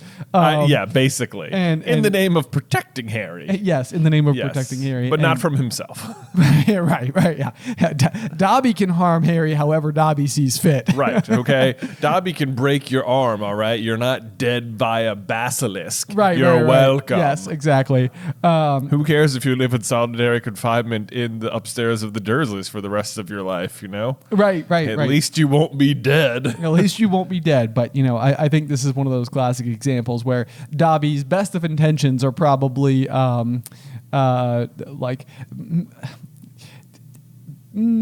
like ill-considered or something. What am I trying to find here? What are the words I'm looking for? But it's just ultimately I think it ends up being really good and interesting for the overall plot. But Dobby's whole mission is slightly misguided at best. Yeah, no doubt about that. Beginning. But I still love Dobby very much. But of course, this chapter also really, I think, shines a light on just how much I love Harry as well. Yeah. Because I love the way that basically, like, as far as Harry is concerned, he has just endured quite the day. I mean, there's no doubt. He's painting benches. He's mowing lawns. He's washing cars, trimming rose bushes. Mm-hmm. Like he's just doing this, that, and the other on top of it. He's exhausted. All he's had is 2 slices of bread and a lump of cheese to eat. He's absolutely supposed to go and very easily appease the Dursleys by essentially going to his bedroom and making no noise for the rest of the evening when he stumbles across effectively an intruder in his space. Yeah. Who he is then nothing but absolutely polite to the whole time. Oh, I know. And despite how like nice he is to Dobby and how much Dobby is like, you're so great, Harry Potter. Dobby is just like, yeah, I'm going to ruin your day real quick. Yes. But the very first thing he does, he says he wanted to ask, what are you? But thought it would sound too rude. So instead he said, who are you? And it's like just right out of the gate, the politeness to treat him just as an individual instead of like a creature is like his first instinct. Right. Like his instinct. Instinct was exactly the word I was going to use, or in the exact right place. Like this is somebody who is like attempting. He's in an unknown situation and still trying to find the correct way to find his footing. Yeah. Which is what you want there. And then he asks him to sit down. He apologizes to him. He says, "I didn't mean to offend you or anything." Offend Dobby, choked the elf. Dobby has never been asked to sit down by a wizard like an equal. Like never asked to sit down. Never once at the Malfoys. We're like, Dobby, have a seat. Like, oh boy. I know. Yeah, that's it's a long life. It's the type of thing where it's like I can't imagine how uncomfortable it would be to live an existence where you're actively needing to summon enough anger in your person to be rude to a creature who lives in your house at all times, like just so you can continuously disrespect them. I know. Like, it just seems like most people would have more of like an affectionate kind of relationship with an elf. Yes, yeah. I mean, it's like, and it's there's no good way to slice house elves. Like, I mean, it's just like it's not a good situation in the first place. But like, it's one of those things where, at bare minimum, like this is something that is ultimately providing like a positive, I don't know, like service. It all makes me very uncomfortable. I know. It's I guess maybe what it boils down to is that really the only people who would be okay with like having a slave are just intrinsically bad people. Sure. So there's like that layer to it. Like if there was like an affectionate relationship, they'd just be free. That's true. Right. Yeah, then that's or they just pay them. Just show them respect. Yeah, let them be paid employees. The other thing is that like house elves. That's such a good point. You're right. Like the very nature of owning one in the first place is like that's the marker. That's already the problem. Yeah. Right. Because like the other thing about house elves that is just like the extra layer of ick on it is that all of the stuff they do, it's like Filch. It's like they have to do like this sort of manual labor stuff or stuff that's magic, and it's like you can already do magic. You know, like the Weasleys don't have a house elf, and it's like, oh, we need to clean up. And it's like wave wand, done. Yes, you know, it's yes, like there's like almost like they do chores, but like chores are not a problem in the wizarding world. Right. Like the kind of stuff they're doing is like, and it also just seems like they must. The one thing that I would love to have done at my house is laundry, but that's like the one thing they can't do because that would involve giving them clothing. Yes, you know. Yes, yep. No, this is kind of interesting because I think for a little while there we went down this like total rabbit hole of like the economics of the wizarding world and how like a galleon, if it is in fact made of solid plated gold, just simply if you were to compare it to like a British pound, we sort of like mathed it out, but like any single galleon in at least US dollars would translate to approximately like $2,000 of like of value in just in terms of like the pure gold. Right. But then the entire wizarding, economic system is so very different from anything you can ever imagine because they have magic and magic can solve most of their problems. So it's like you don't need to go and you don't even need to be marketed a new blender because you can just do whatever a blender can accomplish on your own. Right. And so it's like you don't need to like it's like one of those things where it's like where like the Weasleys are poor, but it's like but the same way but they're just not like because they like I guess like from like a dollars perspective, if you want to like compare like the life to like the Weasleys are rich in the ways that count. Exactly. Yeah. Yes. Like, they're able to do all the things that they need to do. And I think what it comes down to is that it's like maybe that translates more to like the materialistic side of things. Well, this is the other layer of ick on house elves is that like Ron at one point says like, oh, whoever it belongs to, it'll come from they come with like big wizarding mansions or whatever. Right. So it's like the other weird part about it is like all all of the families that actually would have them are also families that have like tons of galleons to spare. Oh, sure. You know, like it yes, would be so easy to pay them. Yes, Yeah. yes, exactly. Yeah. So- So just a whole thing. The other thing is that like they also just seem extremely magical. Like I would be very interested to know what the history of house elves is, that like they became enslaved at some point. It does like seem- what happened. Yes, yeah. It seems really strange. Like it does. You're exactly right. Like it feels like there could be like a really like an origin story could be applied to whatever the circumstances, because it does seem like it's kind of like what we said in last week's episode where we were talking about like Dobby's ability to stop all the letters, or to interfere with the bludger, or to block the barrier between platform 9 3/4. Like the things that he's pulling off are rather significant feats of magic. Even if you want to fast forward to Deathly Hallows, like nobody else can disapparate in or out of Malfoy Manor, but like Dobby can. But Dobby still can. It's like elf disapparation is different than wizard disapparation in some way, I guess. Yes. Yeah, exactly. So Yeah. It definitely seems like whatever they can do is rather remarkable, and we see that on display. But then the other thing is that their limitations, at least in terms of the ones that they have kind of had like imbibed into their way of seeing the world, which is that if they were to say anything negative about their masters, which is exactly what's happening to Dobby here, which is just basically that like Harry says, "You can't have met many decent wizards," said Harry, trying to cheer him up. Dobby shook his head. Then without warning, he leapt up and started banging his head furiously on the window, shouting, "Bad Dobby, bad Dobby." So the thing I find kind of interesting about this is that like clearly Dobby has this like extreme inner struggle where it's like he's there for a reason. He's there trying to protect Harry. He's trying to do the right thing,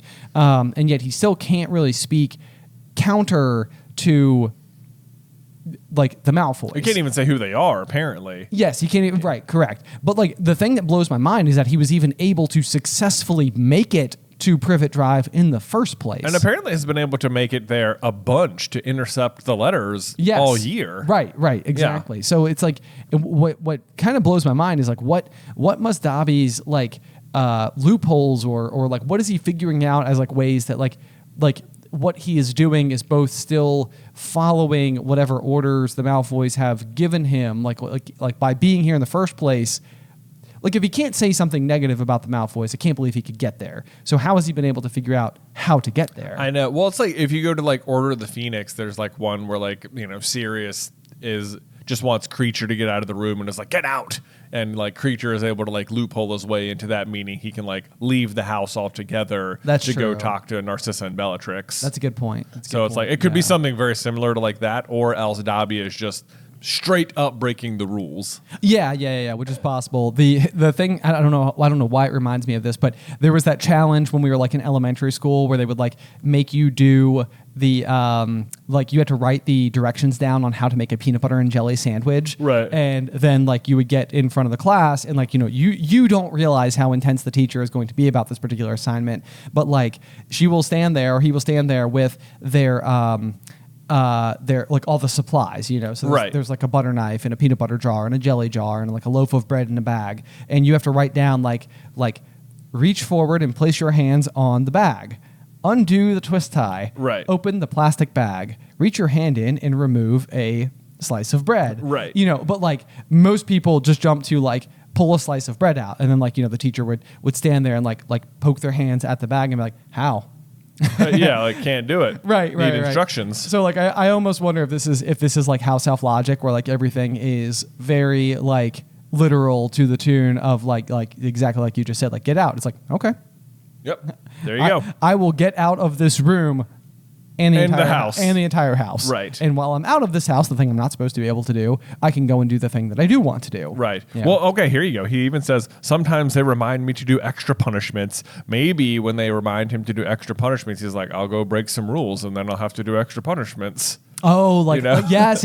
I like that. No, that's really good. Like, so what he's doing is like, okay, if you need me to do extra punishments, no problem whatsoever. I will go and break the necessary rules in order to merit the necessary punishments, because it, like, otherwise it would be that exactly that type of like way too literal situation. It's like, well, I haven't done anything wrong, so I need to do something wrong. That's fun. I totally think that's like it. that. Yeah. I mean, it's awful in the first place, but yes. once again, it's the dark forces like they're upending themselves. They're upending themselves always. Yeah, always. They're their own worst enemy. Yeah. There's a sentence here that says, "This makes the Dursleys sound almost human." I love whenever this is like a constant thing where it's like there's always like Dudley being Harry's bully, and then there's like Malfoy being way worse than Dudley, and it's just like, yep, this continues to be true. Yes, like indeed. however bad you think the Dursleys are, boy, do the Malfoys suck. Yes, indeed. And that's like literally what I wrote down is like, well, I mean, I wrote down like the Malfoys and the Dursleys are not that different, but I think it's interesting that it's because like in both cases, what you've quite literally got is somebody who is being so spoiled to a fault that they have like it's like you can't. There's the scene where Dumbledore arrives in Half-Blood Prince to collect Harry to go and do the mission with Slughorn. And inside of that particular mission, Dumbledore makes a comment where he's like, the irreparable damage you've done to the boy sitting between you, regarding to like Petunia and Vernon basically flanking either side of Dudley. And they're all looking at each other like thinking like, when was the last thing we ever did that was mean to Dudley? Right. And Dumbledore's whole point is that it's like you have like robbed him of the ability to like, learn for himself, right? And, build his own self-esteem, and like everything you've done is like built this like weird existence around him. Right. It's like you're not doing him any favors, Yeah. Like you think you're helping him, but you're just making it worse. Right. Yep. So, but I think that basically ends up being exactly the case with Draco as well. Absolutely. Moving on, there's a line where Harry says, "Please be quiet. If the Dursleys hear anything, if they can't know you're here." And Dobby says, "Harry Potter asks if he can help Dobby. Dobby has heard of your greatness, sir, but of your goodness, Dobby never knew." And I think this is very intentionally in here because it's like the opposite of what Ollivander says when Harry gets his wand, where he says like, we must expect great things from you. After all, he who must not be named was great, terrible, but great. And this is like, but Harry is great but good. Yes. That's exactly it. And Dobby is just like completely hitting, the nail on the head with that one. And then I actually like the very next sentence as well, because in reaction to it, Harry says, whatever you've heard about my greatness is a load of rubbish. I'm not even top of my year at Hogwarts. That's Hermione. And then he kind of trails off because thinking about Hermione makes him sad. But I like this because this is like Harry holds true to this. Like he's so aware of how great Hermione is as a student to the point where, again, if you fast forward to the Slughorn conversation in Half-Blood Prince, it's the exact same thing. Like he's like, my best friend's a Muggle and she's topping our year, or Muggle-born and she's topping our year.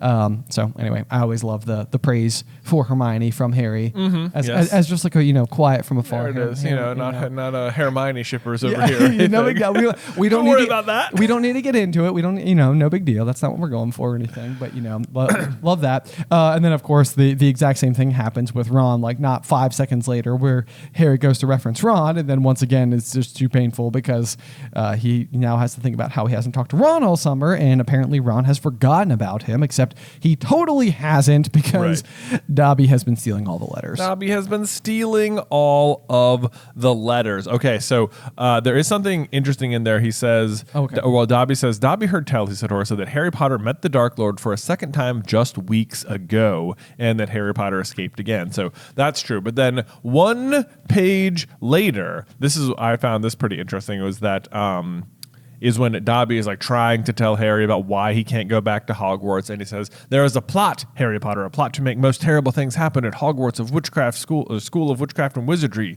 This year, Dobby has known it for months, sir." Which to me is really interesting because it means that Harry and all the like Sorcerer's Stone shenanigans that went down with the mirror and Quirrell happened just weeks ago, but that Lucius Malfoy has been planning this Chamber of Secrets plot for months, like way before any of that went down. Yeah, that's true. That's like true. He's been like, I don't know, this is a very clearly like Draco, wait till my father hears about this, and it's like, well, he's heard. He has been plotting like well in advance of even learning that like, Voldemort was at the school, right? Like this was already in motion. Yeah. Which is also kind of interesting because for one, because I highlighted the Dobby has known it for months, sir, and I wrote the note next to it, which was just simply it's not a very elaborate plan. Like I know.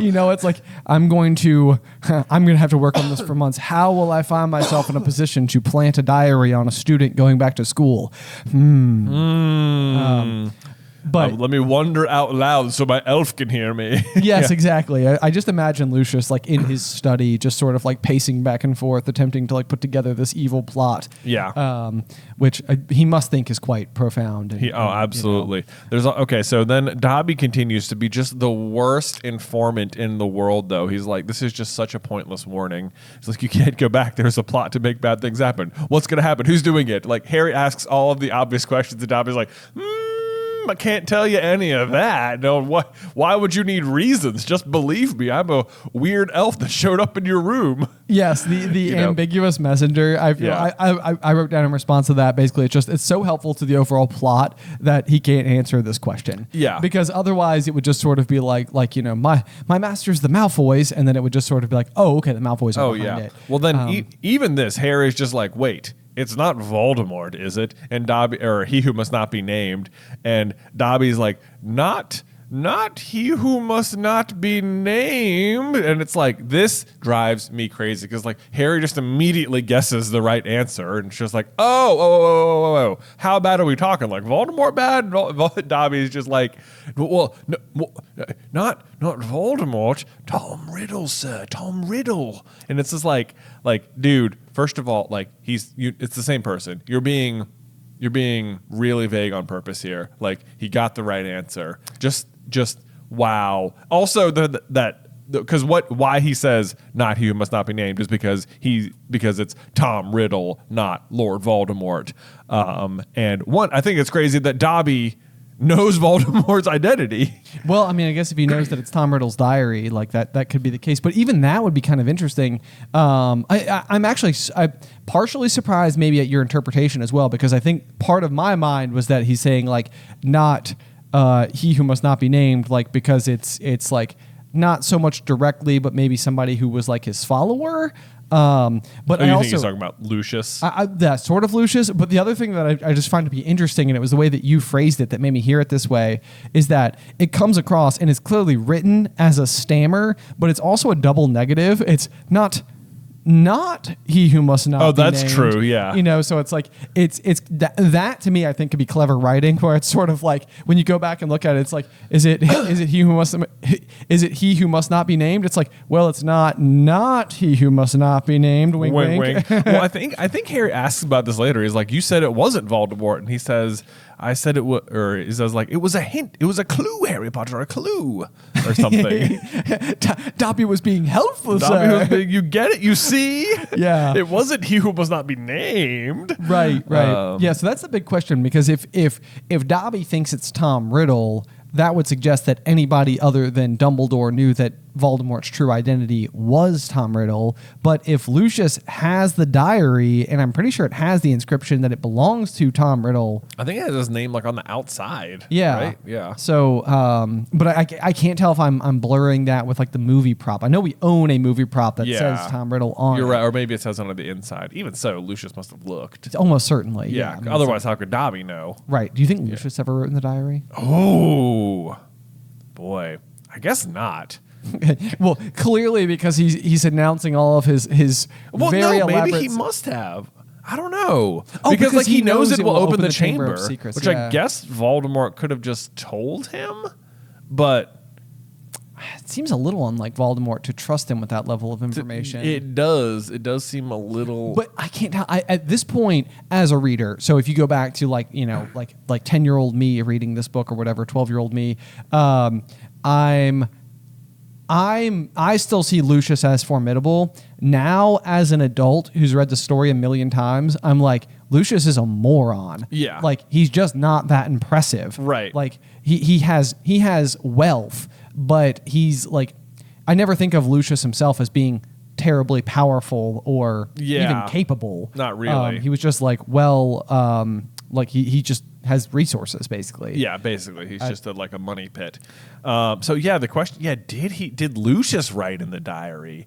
That is a very interesting question. I don't know. That is an interesting question. Yeah, we'll have to keep that in mind as we kind of like trudge forward here on this one, because it'd be interesting to see if anything ever alludes to the idea that he knew exactly what would happen. Yeah, or if like Voldemort told him it would open the chamber, or if he wrote in the diary, and that's how he found out it would open it. Right. Yeah. Right. Okay. Yeah. Okay. We'll keep an eye out for the answer to that. Yes. I also think it's interesting when we get a little bit further down this page that Dobby refers to Dumbledore is the greatest headmaster Hogwarts has ever had. Dobby knows it, sir. Dobby has heard Dumbledore's powers rival those of he who must not be named at the height of his strength. And it's like, it's weird to me that Dobby has this opinion of Dumbledore because he would have spent his entire life in the Malfoy's house, and like that's not how they see Dumbledore. So like it doesn't seem like something they ever would have said.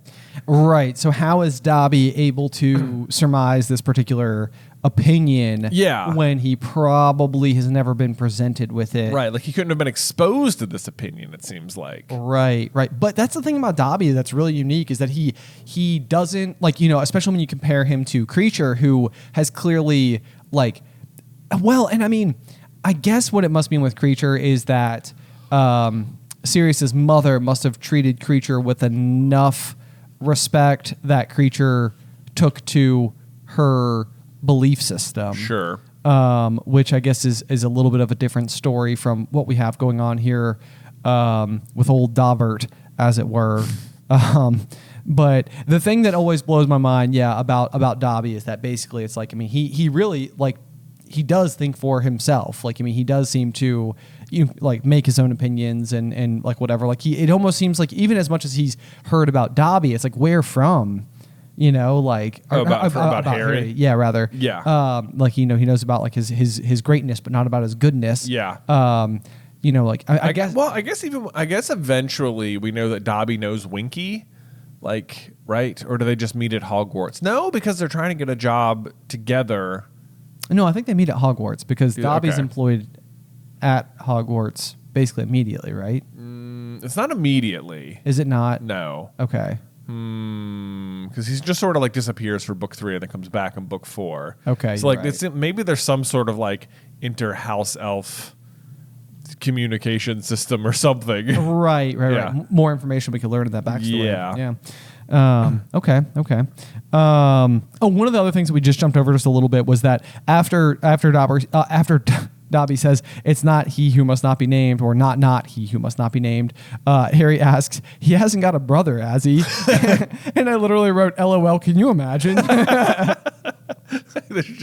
There's Bob Riddle. What do you think he's like? I know.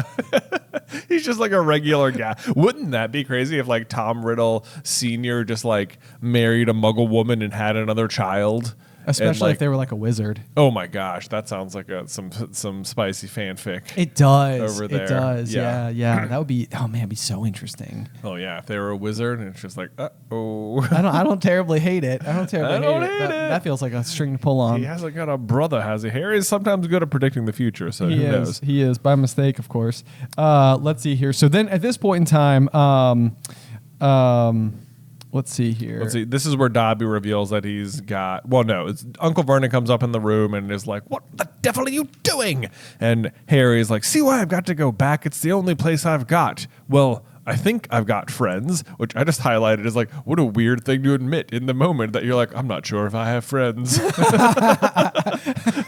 are you telling him this? I imagine Dobby just letting out like just staring at him, letting out like a long exhale, like. Well, that's something to unpack, bud. Yeah, of course, Dobby. It's convenient for the conversation because Dobby knows that he's the culprit of this exact concern. It's just weird that Harry feels like open enough with Dobby to tell him he's concerned his friends have forgotten about him. Right. Yep. Maybe this is what happens when you're in solitary confinement for several days and you haven't heard from anyone and you're just like, man, maybe no one likes me. Yeah.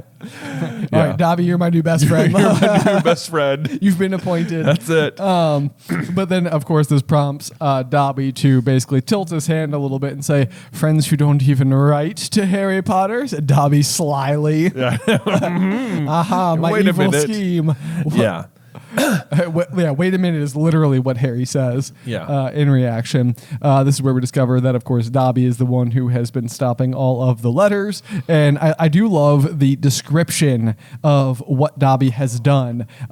He says, Dobby hath them here, sir, said the elf. Stepping nimbly out of Harry's reach, he pulled a thick wad of envelopes from inside the pillowcase he was wearing. It's like a thick wad. Like, it makes me so happy at how many times Ron, Hermione, and Hagrid have actually been writing him. Right. You know, it's like he's so worried, and it's like, no. There's a bunch of these. There's a bunch, yeah. But then he says Harry Potter will have them, sir, if he gives Dobby his word that he will not return to Hogwarts. And at this point, like, Harry just keeps like refusing to agree to these terms. And I just wrote down like, dude, just lie. Like, what do you owe the elf with your truth? You know. So I saved that for the next page, but I just wrote like, what would happen if he just lied? And Right. like, this is another one of those like I almost wonder if it's like an unbreakable vow type of thing, like where if like there's or like an agreement with like a goblin or something, like it's Right. like there are special terms to these agreements, Right. You know, like you made a promise to an elf. yeah, like I like that to me doesn't feel beyond the realm of possibility. Yeah. Like But even then, Harry wouldn't know that. no, I agree. Yeah. Like, I mean, that would be Harry. This is me injecting to the canon something that doesn't exist, and Harry also doesn't know. So largely, it all doesn't matter. But I don't hate the idea that this would be a thing. Yeah. And if Harry did it, in my mind, it's just sort of like, yeah, and then he'd be even more screwed. Then he couldn't go yeah. back. Right, You yeah, know, like- he has to keep his word. Right. Yeah. Yeah. Like he's honor bound by elf code. By elf code. Yep, I like it. Yeah. So then Dobby goes downstairs and he, gets Petunia's pudding. Says the pudding fell to the floor with a heart-stopping crash. I just highlighted that line because it's just like one of those random moments that I think is better in the movie where like Harry is like actively trying to go catch the pudding, but it ends up making it look like he drops it on Mrs. Mason's head. Yep. And it's just like, ooh, that's a great scene. Yes, it is. Yes, it is indeed. But then the very next page, this was another one that I thought was kind of interesting because it seems like the Masons are kind of reasonable people so far, you know, like, I mean, it doesn't seem like this is necessarily what scared them away yet, because it says Uncle Vernon might still have been able to make his deal if it hadn't been for the owl. Right. So it's like, so far, it's like the Masons have kind of entered this house. Some strange things have happened. A young Dudley has almost certainly lied to them about an essay he's written. You know, I mean, Yeah. like the Uncle Vernon, I think, is telling some racist jokes. The Japanese golfer joke. Yes. It's like, come Go look on, it up. man. Come on. Have you looked it up? No, is it bad? It's bad. Okay, I don't want to know. Yeah, I it. won't don't tell wanna know you, it. but yeah. you can look it up in your own time. I feel it's like one of those things where it's like once I know, then I can't not know, and I'd rather just not know. Just don't know. Yeah. But anyway, this was the thing that I was kind of curious about. I was like, I almost wonder if there's a theory to be written here somewhere, and I don't even know which dots to connect. But basically, so the pudding has gone downstairs. They're scooping ice cream deep out of the freezer as like the backup plan or whatever. And everything seems like it could still be salvageable until the owl flies in. And Mrs. Mason goes, it says, screamed like a banshee and ran from the house, shouting about lunatics. Mr. Mason stayed just long enough to tell the Dursleys that his wife was mortally afraid of birds of all shapes and sizes, and asked whether this was their idea of a joke. And this is one of those a joke. The punchline was ruined earlier, Mr. Mason, but I got a joke for you. Thank you for the reminder. Yeah. Let me grab your ear real quick. It feels oddly specific in a way that, like, I almost feel like is the reaction that I think Uncle Vernon might have if he was in a different situation and an owl flew into the room after everything he sort of endured the year prior when all the letters were arriving. And, Yeah. and Vernon's basically just like, losing his wits a little bit in the process. So it almost makes me wonder if there's any possibility that the Masons themselves have also encountered countless owl deliveries of sorts. Like if they have their own. Do they have like a wizard? Oh, that'd be so interesting. God, there's no Masons at Hogwarts. I know, it seems like the name would aware stand of. out. It pretty does, yeah, quickly. because of this exact thing. Right. That's interesting. Yeah. But so I was trying to think if there was anything magical that could have happened. Or again, I don't know how I keep flashing forward to Half-Blood Prince, but there is the instance. Oh, maybe it's happening.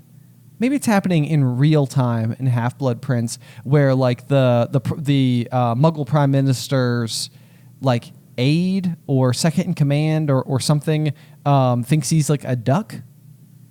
Is that a thing?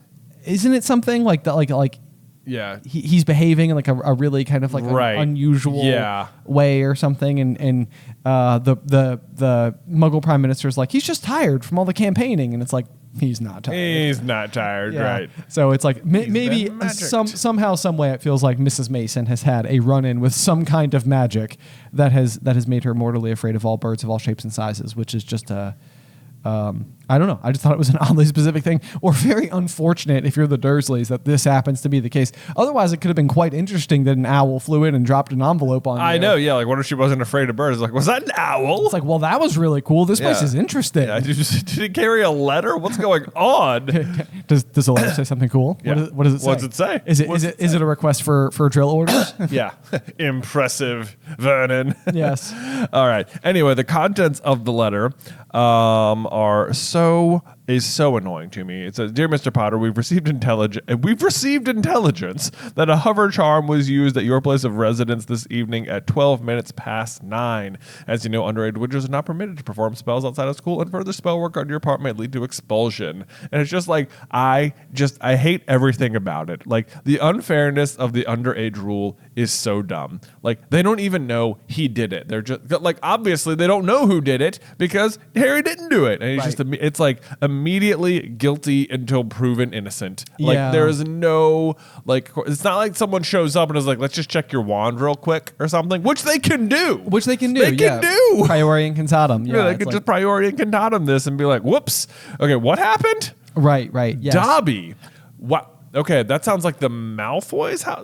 Lucius Malfoy has a house elf named Dobby, right? Okay, we're gonna have to talk to him about that. Yes, exactly. right? It feels like this could have backfired on the right people so well if it was just handled differently. Yeah, and it's just like, it is so annoying because then the next stage, like, Harry gets locked in his room or whatever, and he says, "What was the good of magicking himself out of his room if Hogwarts would expel him for doing it?" And it's just like, again, the entire that you can't do magic away from school rule. Even that rule just doesn't make sense. Like, in this scenario, like, where Harry, like, the point of that rule is so that you don't break the statute of secrecy, right? Yeah. Like, so that muggles don't find out about it. But, like, in the meantime, Vernon and Petunia already know about magic. So, Right. like, Harry doing magic isn't, like, letting anyone else in. It, like, makes no difference if he does it in the house, especially if it's something as innocuous as unlock a door.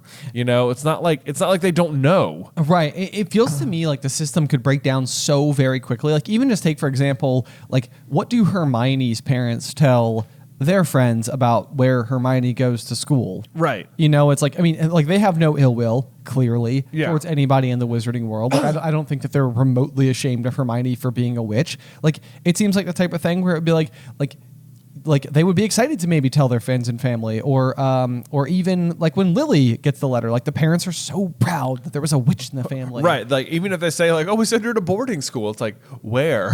Yes, exactly. You know? Yeah. It's like, would you care to elaborate on that, like, even at all? Like, which one did you choose? I Because know. like, we're looking for our kids as well. you Right, know? or it's like, you know, or I mean, they're both dentists. They probably, you know, do pretty well for themselves. So, like, they I bet they have other friends whose kids go to boarding schools. Yes. You know, and it's like, oh, the same one our kid goes to, or like we considered going there. It's just like boarding school abroad.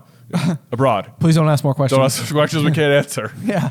But this would be an interesting one that wouldn't affect the Dursleys in any way, shape, or form. That would affect the Grangers, though, is whether or not, again, like, there's any kind of magical Fidelius charm-esque piece of information, kind of similar to what we've applied to, like, the Sorting Hat before, where it's like, can Fred and George actually not tell Ron how the sorting goes?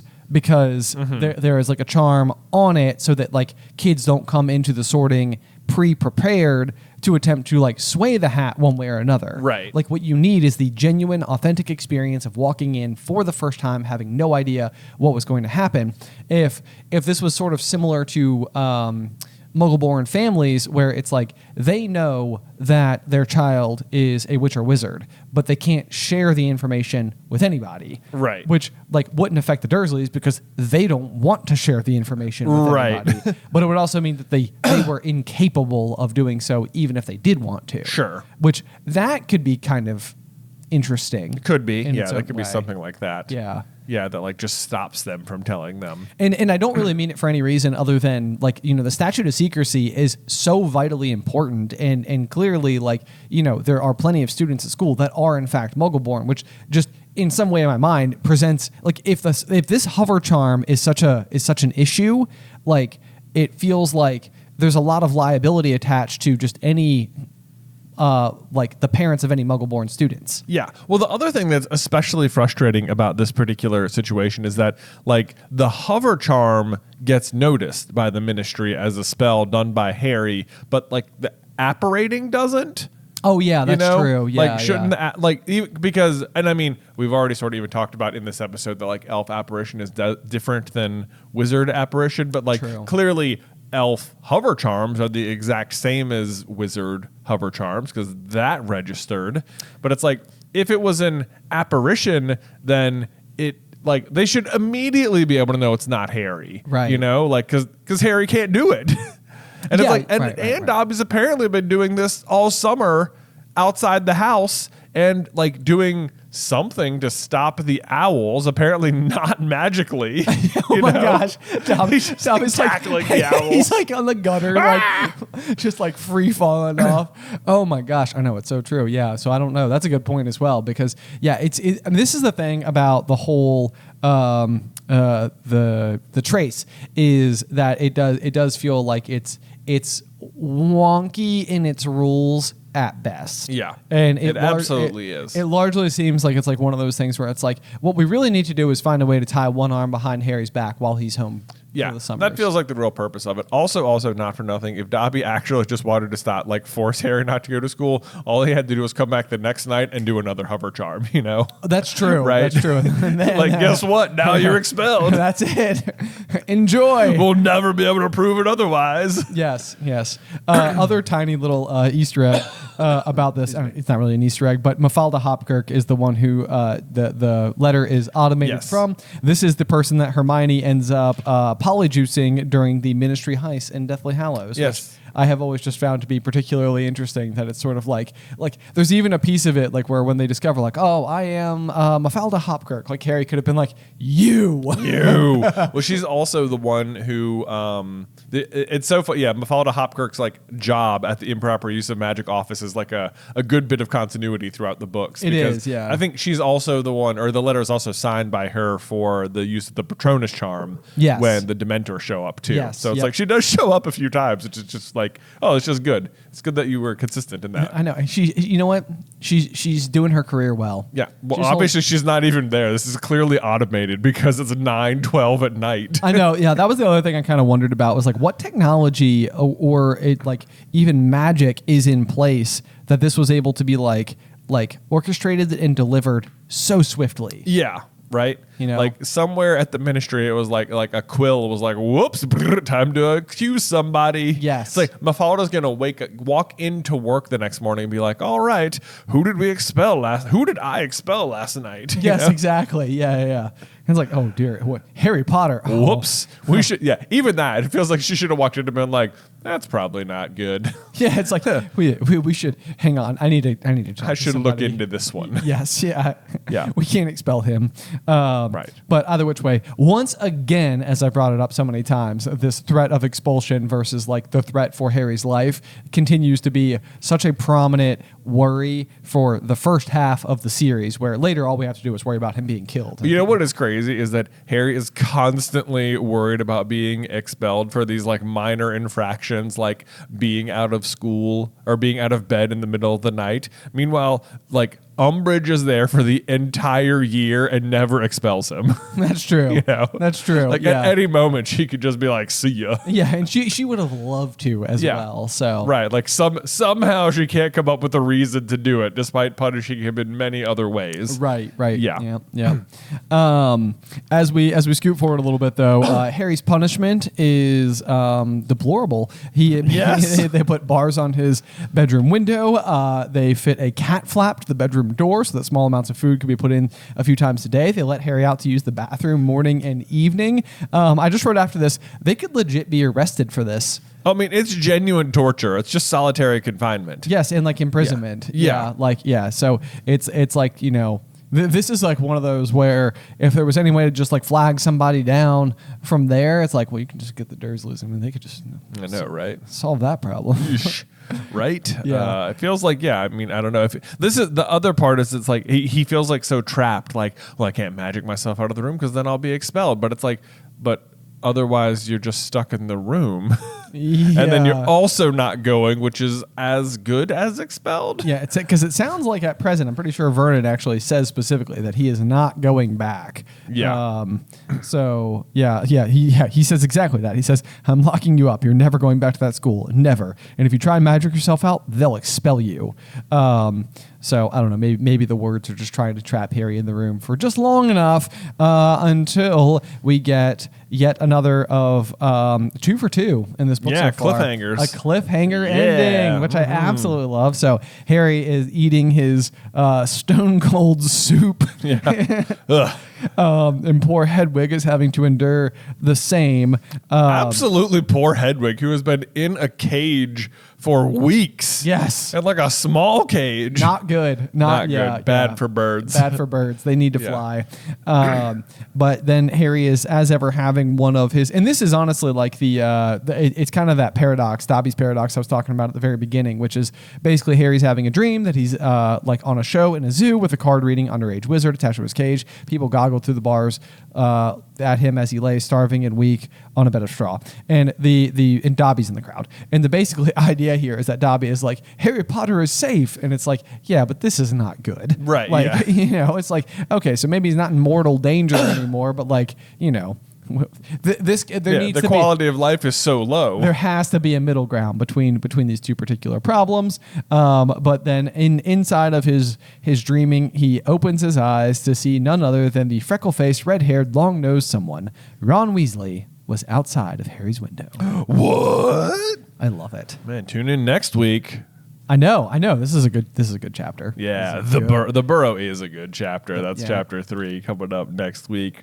But man, there you go. That's Dobby's warning. All sorts of shenanigans happening here. Yes. My goodness. I know. Yeah, kind of just like an overall wild chapter, especially when you're just considering like all of the interesting bits of magic in play, both between the house elves and the trace, and sort of some of the complicated details attached to those. For the most part, I think a lot of the stuff that happens while we're at the Dursleys, it seems like it usually is like maybe like a little more flimsy than other aspects of the overall story. But I think it's sort of because it's like the real mission, the real goal is just to like continuously reinforce just like how miserable he is, and just to make him feel as helpless as humanly possible. Because if you could even get like the slightest like hold on anything, then that's like where Harry would just focus all of his attention. Like, it's like, at the very least, I could go home and practice magic all summer and get really good at all the skills that I needed to do for year 2. No. We can't give Harry the opportunity to come into year 2 and be like well ahead of everybody else. Like, because he was, his torture was like solved by practicing magic. Yes. Yeah. Exactly. Yeah. So anyway, that will round off chapter 2 and push us forward, looking ahead. Obviously, as we just said, chapter 3 in the Burrow. Do we have a review? We absolutely do have a review, Ben, from Keith Creevy09. Actually gave me a name this time, which I feel like isn't a fake name because it has Creevy in it. It does. Like, what a character we'll meet here in a couple chapters. They just say, best podcast out there. Hey, brother. I love to watch your videos on the SCB YouTube channel and couldn't wait when I first heard about the podcast. I love how much detail you guys go into and can't wait for the later books. The episodes probably have to be 2 hours long. Whew, I have wondered about the future books. So the chapters do get a lot longer. They do. We'll see. We do get pretty nitpicky around here, but whatever. Overall, I love the podcast and hope that you get even higher rankings on those leaderboards, which I didn't get to mention earlier, Ben. This week we are number 1 in Macedonia. Heck yeah! In entertainment news. Shout out to Macedonia. Yeah, Thank you for tuning in. Entertainment news. That's our sweet spot. That's it. Yeah, this is the news. Welcome to entertainment news through the Griffin Door. And then they had a what if idea. What if Dumbledore never took the cloak from James? Oh, okay. What if Dumbledore had never taken the cloak from James? I guess it means that the invisibility cloak remains at the Potters at the time of Voldemort's attack. Is there a world where James is able to successfully hide Lily and Harry? Hide feels like the wrong word, but I was going to say just hide himself. So James I would count as a true he's like a true owner of the cloak. Yeah, 100%. Right? So, and Dumbledore points out that the true power of the cloak is to like shield others or whatever. Ooh. So I can definitely see a world where like James still goes down, but like Lily and Harry survive, I guess. Okay, that's so interesting. 'Cause my mind immediately went to like, oh my gosh, is there a world like a what if that we could do where it's like, what if Harry was raised by James? Oh my gosh, and it's just literally like he just has his. Oh man, it makes me really sad to think about the prospect of Harry having one of his parents at all. But like, those are very interesting concepts because you could do it either way. Right. Like you could have one situation where James, as the true owner of the invisibility cloak, and I mean really by by birthright, but then I think also by intention. Would be using the cloak exactly as it was intended to be used, right? Which is to protect others from death. From death, yeah exactly. And in that way, it would mean so Harry would be raised by Lily alone, but then he wouldn't be protected. He wouldn't be protected. He just wouldn't be found that night. Is that what we're supposed to think? Voldemort just walks around the house like, where are they? God, I thought this was it. Wormtail. Gosh darn it. That was James Potter over there, right? I killed the right man. Yeah. Yep. No, that would be super interesting. But that's what I like to imagine. I mean, although to be fair, James doesn't even have, he has a wand and surely it's in the house, but he is otherwise unarmed when Voldemort enters. Right. So, I mean, being so caught by surprise, whether or not they would be able to successfully use it. Right. That's the other thing. Right. Is a different question entirely. But if Harry is in his crib already, then the other scenario that you could contemplate would be one where when Harry goes to sleep, he is covered with the invisibility cloak just as like an extra measure. As a like every night? Like every night. Oh, just always. I mean, like, why not? If it's there. That's an interesting thought. Yeah, just like, why not? I guess that would mean, again, it feels, Voldemort just doesn't find him at all. Voldemort wouldn't find him. Lily could still... This is interesting. Oh, okay. So could you have... You could have a situation where maybe, like, James is downstairs, doesn't have his wand, doesn't even have the cloak with him. Yeah. But... the act of Voldemort killing him alerts. Lily knows that Voldemort's in the house, right? Yes. I think James calls up like Lily, it's him or whatever. Yes. Yeah. So you could have like Lily cover Harry with the cloak and still choose to die, I guess, right? Okay. But then like Harry doesn't have the scar, but still had whether or not Voldemort attacks him moments later, he still has the protection. Yeah. Right. So then later on, you could have Voldemort successfully hit Harry with Avada Kedavra, and the spell would just activate. Right? Yes. Yeah.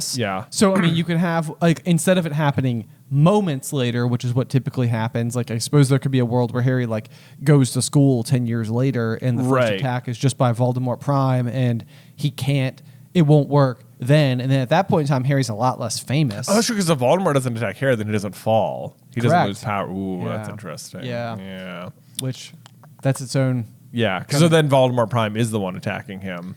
Right. This is what happened when but the problem will be Harry will have his wand, so it'll do the Priori Incantatem. Harry will have his Holly wand, which has the twin core, right, which would share with Voldemort. Right. So that would still protect him before Lily's sacrifice. Oh. Right? Dang. That's kind of interesting. Right. So then you could literally have Voldemort Prime attack him on more than one occasion. Right. I mean, then when you get to the forest, like, what happens? This is tricky. Imagining that they both just have new wands in the forest as usual and nothing else changes, and he hits him, then it's like, would Harry die at all? Because Voldemort never would have taken Harry's blood into him, but the protection would still be there from Lily's death. So it's like, I think Harry doesn't die at all. This spell just immediately backfires into Voldemort. Yeah. Which then is a problem because then the well, no, there is no Horcrux inside of Harry.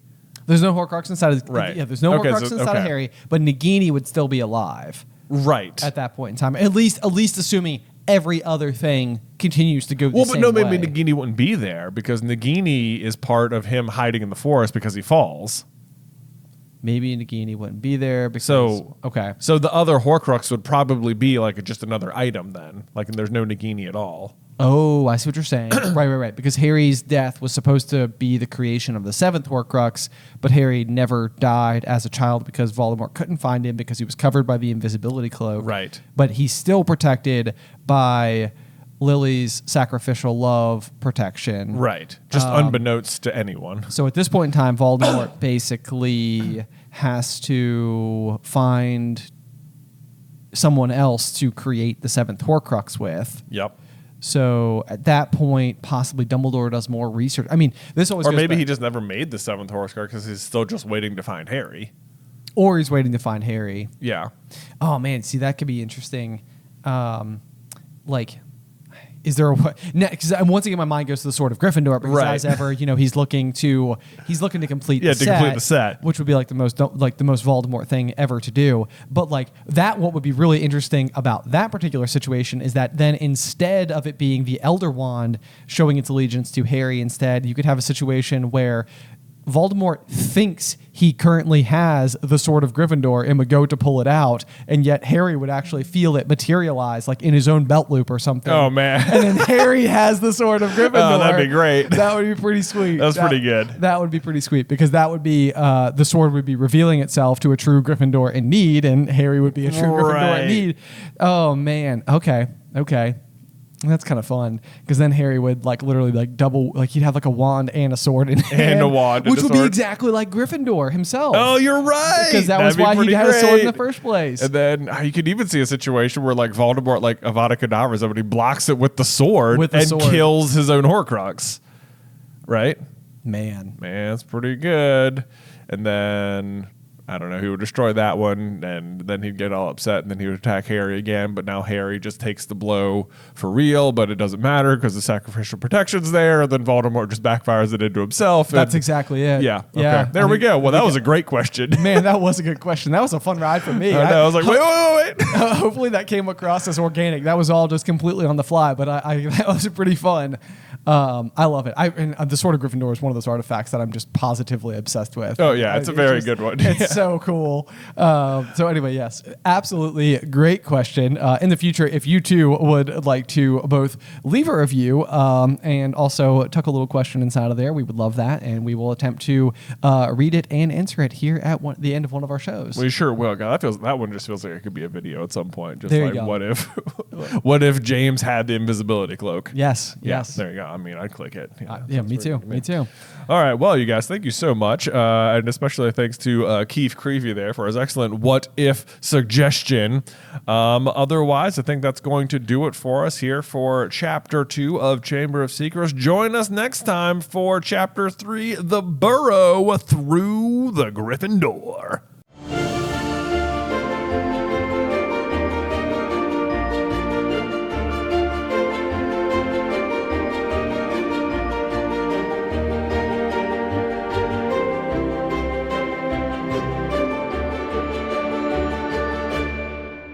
Welcome, dear listeners. I'm Jonathan Carlin. And I'm Benjamin Carlin. And we invite you to join us through the Griffin Door, your one-way ticket to the enchanting world of Harry Potter. So grab your wands, dust off your broomsticks, and join us as we unlock the treasures behind Chamber of Secrets, Chapter 3, The Burrow. Treasures.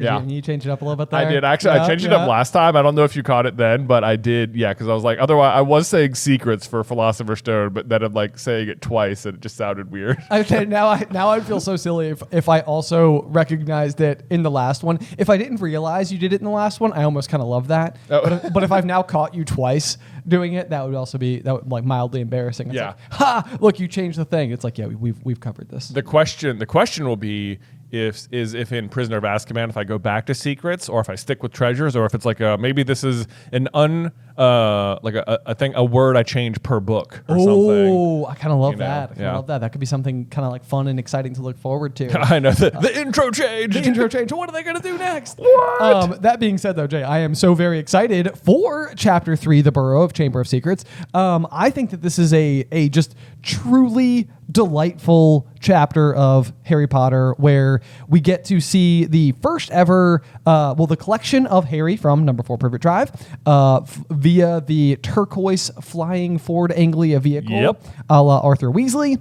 We get some Fred and George action in there. Harry gets to go to the Burrow for the very first time. We get more time with Molly. We get more time with Arthur. Well, it's the first time we see Arthur. First time we see Arthur. Yeah, that's true. Yep, that's true. So, which is a pretty neat. I've got some notes about the intro with Arthur that we'll get to. I love so many things about this chapter. It's like I also feel like the whole chapter feels like it is a direct almost comparison between like Molly and Petunia. Like yes, like the life at the Burrow could not be more the exact opposite than life at number 4 Privet Drive. Which, by the way, like one of the things that I was like noticing is that Harry's delivery, and this is jumping ahead just a tiny bit, but his delivery to the Burrow happens directly at sunrise. Oh, yeah. Whereas his delivery to number 4 Privet Drive happens at midnight. Oh, you're right. Which I think is kind of like a neat, like, I think that's an intentional contrast between those two moments because, like, sunrise, I think night represents darkness, which is like the antithesis of Harry's whole objective, which is,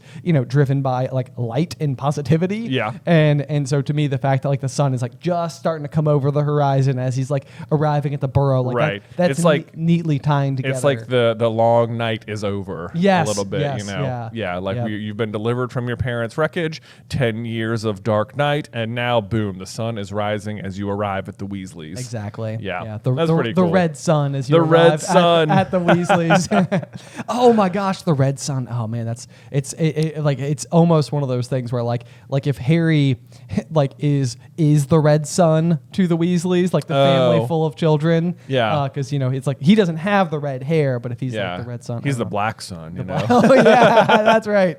Yeah, the super jet black hair. Yeah, that's like because like Red Moon is like the ship name for Ron and Luna. Oh, you're right. Yeah. Yes, it is. Yes. So who would be the red sun? What's that ship? That's got to be Ron and someone else. Probably someone's name's got to mean sun. Certainly, somewhere in there. Who is the sunniest character we've got? Yeah, Colin Creevy. Colin Creevy.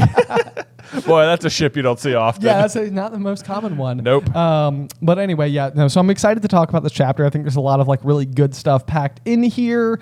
And without any further ado, what do you think about the chapter art for Chapter 3, The Burrow? Dude, I actually really like it in contrast to Dobby at the last chapter, where I thought it was terrible. Like a lot of times, I don't love the depiction of the car. I feel like they in Chamber of Secrets and a lot of like the cover art, I feel like they lean on the car in a lot of things, and like it's a good thing to not on this one. Maybe it is on the cover. I was of trying ours. to see if it was on the cover of ours. I don't think it is. No, but I know it shows up a bunch, and it's like I think they do that because it's a great way to be like, look at this magical thing. This is behaving in a way it's not. Like you clearly still know it's like a magical thing, but it also doesn't like spoil anything. Like you don't see the like you can't put the basilisk on the cover. That's true. And so I don't know. The one we had as kids had the sword on it. I guess you sort of knew he was going to get a sword, maybe. Oh, that's if you paid true. attention close enough.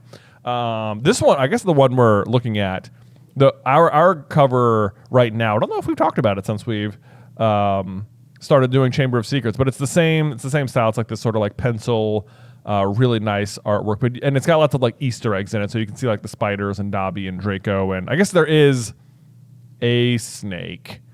There is a snake, but it seems like the snake could just as easily be Slytherin. Yeah. Like you wouldn't look at that and be like, oh, the monster's a snake. You'd just be like, oh, it's the Chamber of Secrets, which is about Slytherin, so that's why there's a snake. Right. And in this lower left corner, I think we've got Was that Tom Riddle? I think it is. Oh, you're absolutely right. It is Tom Riddle. Of course, you'd have no way of knowing. No, that'd be a all. master. The Draco on the front cover here looks a little deranged. He's kind of like He does. like a little bit of like a bulging eye going on. I guess there. is that also supposed to be Ginny holding the book? I think it's supposed to be Ginny I think holding so. the book. Okay. Yeah.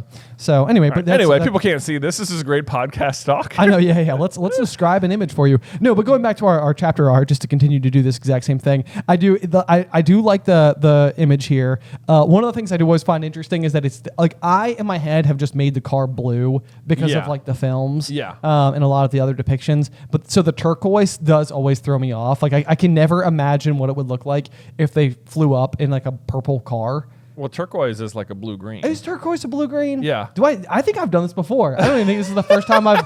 Oh, my gosh. I'm like, here I am having a point about something. Yeah, like, and oh, it's supposed to be purple? Yeah, wow. Oh, my gosh. I'm just an idiot. Yeah, I mean, I think in the movie they get it pretty close to right. Yeah, maybe you're right. Yeah. Maybe you're right. Okay. So anyway, scratch all of that.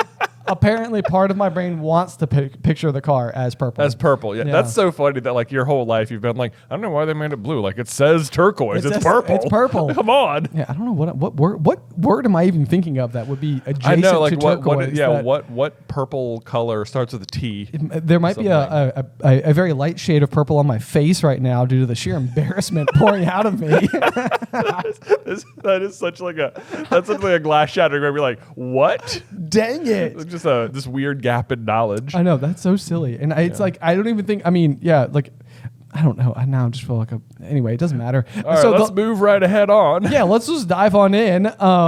So we did end chapter 2 with one of my all-time faves. It's the cliffhanger of Harry waking up to see the face of Ron Weasley looking at him through his barred windows at the Dursleys. Yes. Oh man, so yeah, and then what they are there to do is to come rescue Harry from the house. Ron, I love that Ron's first thing is like, I've asked you about 12 times to stay, and I'm like, what dedication? The number of letters he sent. I know, that it truly is though. It's like one of these things where he's like, I know Harry wanted to come and see me this summer. Right. I'm mailing another letter. That's I know. it. I'm just like, gonna keep going. What must this have felt like from Ron's point of view? Like Harry's sitting there concerned that like people aren't sending him letters, but they are. So from Ron's point of view, he must be like, well, Harry didn't really like me very much. Dude, I've sent him like 12 letters. This is what is going on?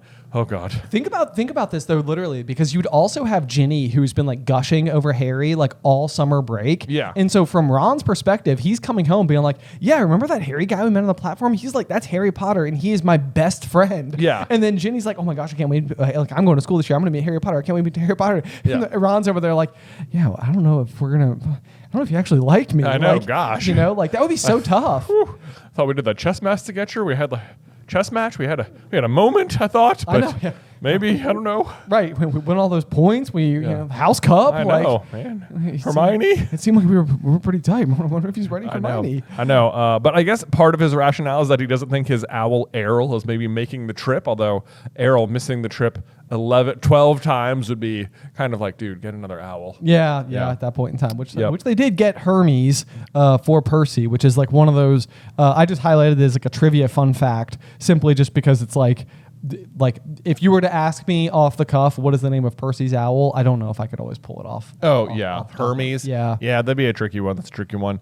Ron also knows that Harry got the official warning for using magic in front of Muggles, which I think this is interesting. That Harry, or he says, how did he know? And he says he works for the Ministry. It's like how on earth did it not come up in the entire first year what Ron's dad does? Oh, that or the fact that Harry gets into his bedroom at the end of this chapter where the walls are plastered with Chudley Cannon's posters. Yeah. And it never, Harry made the Quidditch team in the most remarkable fashion, and it never came up who Ron's favorite team was. Oh, I know. He didn't bring a poster to school with him. I know. Like, even Dean Thomas has a picture of, soccer players. Right, up in there. Ron has covered every inch of his room in Chudley Cannon stuff and doesn't, bring a poster. He must love them. I know. Yeah, what else is interesting is that the Weasleys have a radio in here, And it is curious to me that, like, it's almost curious to me that Ron doesn't have a radio at school, or none of the boys have a radio, to listen to Quidditch. Right. Yes. Yeah. That is so surprising. Yeah. It's like, I don't know what that's about at all. But yeah. So either way, it's like apparently Harry and Ron are spending way too much time trying to figure out like who Nicholas Flamel is, and like, oh, Hagrid's got a dragon. Yeah. Right. In order to be like, hey, what are your general interests? Tell me about your direct family. Right. But I think there even is a time where like Ron goes off trying to explain the complicated rules of Quidditch or something, and it seems like maybe you could have brought up the Chudley Cannons. Yeah. Then. It seems like it. It seems like it. Yeah. But speaking of you should talk, there is the really hilarious circumstances under which Harry is in trouble for not even actually doing magic inside of his own home. And Ron is saying to him, we're not supposed to do spells outside of school, to which Harry says, you should talk. I know, right? Staring at the floating car. This is like one of those things where it's again baffling to me that the trace is just so utterly absurd. It is so absurd. The enchanted vehicle doesn't count as magic, but someone else performing magic in a house that Harry is known to be in has gotten him like marked. Oh, I know. It's absolutely ridiculous. I mean, Ron says, "Oh, this doesn't count." It's like, but why not? Because there's this weird loophole where like if you use a magical object, like you're not doing magic, you're just holding something that's magical, so like that doesn't register. But it's like, why is that different? Right? Yes. Like, it's weird because it's almost like they can detect the ignition point of a magical spell being created, but not the presence of magic. Hard stop. Right. Otherwise, like could Ron click the Ron could click the deluminator? Like if Ron as 12-year-old here clicks the deluminator, like that would do something magical. Like it would be a device that he could pull the light out of. Right. Like that's like the same as casting a spell. So for all not intents that there's and a spell that can do that. Right. But so all intents and purposes though, it means he could fly his broomstick with no issues. Right. Broomstick's not a problem. Yeah, he could do that. He also could I have more to say about broomsticks in this chapter. Okay. Yeah. But he could also use his invisibility cloak at home. Right. Yes, he could use the invisibility cloak. I feel like he could just screw with Dudley. I know. Yeah. Why is it? Oh my God, you're right. Why is Harry not using the cloak at home? I guess it's all like locked away, but like of all the things you like want to like tuck away right away. Oh, I know. But actually, speaking of being locked away, this is one of those like I think it's a really cute nod to Arthur Weasley that they come in, and of course Fred and George and Ron are stuck with the same issue, which is that they also can't do magic during part of this rescue mission. Right. But I love it. The line comes from Fred, who says it's to go and pick the lock with a hairpin. He says a lot of wizards think it's a waste of time knowing this sort of Muggle trick, but we feel like their skills worth learning, even if they are a bit slow. This is funny to me because I feel like this is Fred and George basically being like, yes, there is benefit to Muggle ways of doing things. Yeah. Like, to me, that's like an homage to their dad. Absolutely, yeah. Even though they're like sort of making fun of him in this chapter a little bit. Right, yeah. It's like he loves Muggle stuff. It's like we do too. We learn Muggle tricks. I know. And actually there's a really fun little just like thing about the fact that they open the door with like a hairpin, because next year Harry does the same thing to open his trunk. So like he does like listen to Fred here. Like Fred says it's a skill worth learning, and like so Harry does. Yeah, oh yeah, like that's Harry true. does do it. Like he takes it, which is kind of fun. And then the Weasleys continue to do this later on when they open the shop. They have like Muggle card tricks. Right. You know? Yes, like they do. There is like a little Muggleness about, yeah, I think you're right. It is like all sort of an homage to their dad. Yes. A little bit. I also love when they're walking down the stairs when Harry says, "Watch out for the bottom stair. It creaks," as if they haven't already ripped a window off the house. But it's like, yeah. No, that bottom stair, that's what's going to get you caught. Right. You know? Squeaky stair. I know. But that is such like kid thinking, where it's like as a kid, you're feeling that like if you were to like sneak down to the kitchen in the middle of the night to get like a snack or something, yeah, the squeaky floorboard does feel like your like maximum. Yeah, opponent. that's like yeah.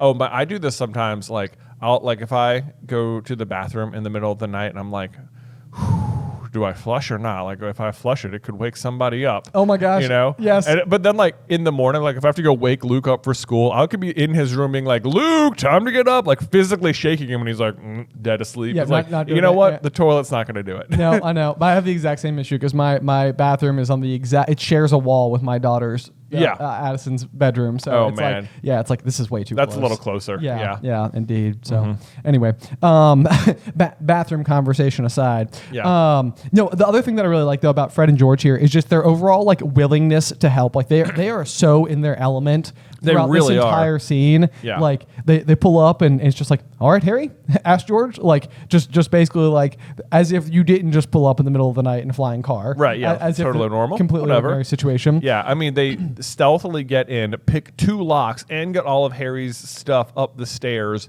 making no noise. Yes, Right. exactly. So it's like, I feel like this is another one of those instances, and I do love that this is included in the story overall, because I think that there are tons of kids who go to school that don't thrive in an academic environment, but it is not because they are not smart. Right. It's just like they just need to direct their energies towards something that like makes sense to them. I know, that is such a constant theme with Fred and George. Yes. Like, I think even in the first book, Ron says, like, Fred and George goof around a bit, but they still get really good marks, and it's like, eventually that's not true. They just sort of goof around. But there's like, I think when they're doing like the headless hats or something, or maybe it's the vomiting or something. I think it's the headless hats, and Hermione is even like, "Wow, that's an impressive piece of magic." Oh no, we're thinking of different things then. Oh, okay. I think they've perfected one of the skiving snack box things. Okay. And like Fred's, vomiting into a bucket, and then they're like managing it and taking the other side and being like, "I'm fine," or whatever. Okay. And Hermione's like, "There's no real use to that," and Ron's looking over, is like, "No use. They've got 26 galleons already." Right. Yes. Like, That's true. That's true. Yeah. That's a prime example of where your priorities are in massively different places. Exactly. Yeah. So it's like they're doing it, and then obviously Wizard Weases is like the only shop thriving in the middle of the Second Wizarding War. Right. Yeah. Like, everybody needs a laugh. Everyone right needs now. a laugh. Poo. They'll be murdered in their beds. Oh my god, what an absolutely great one.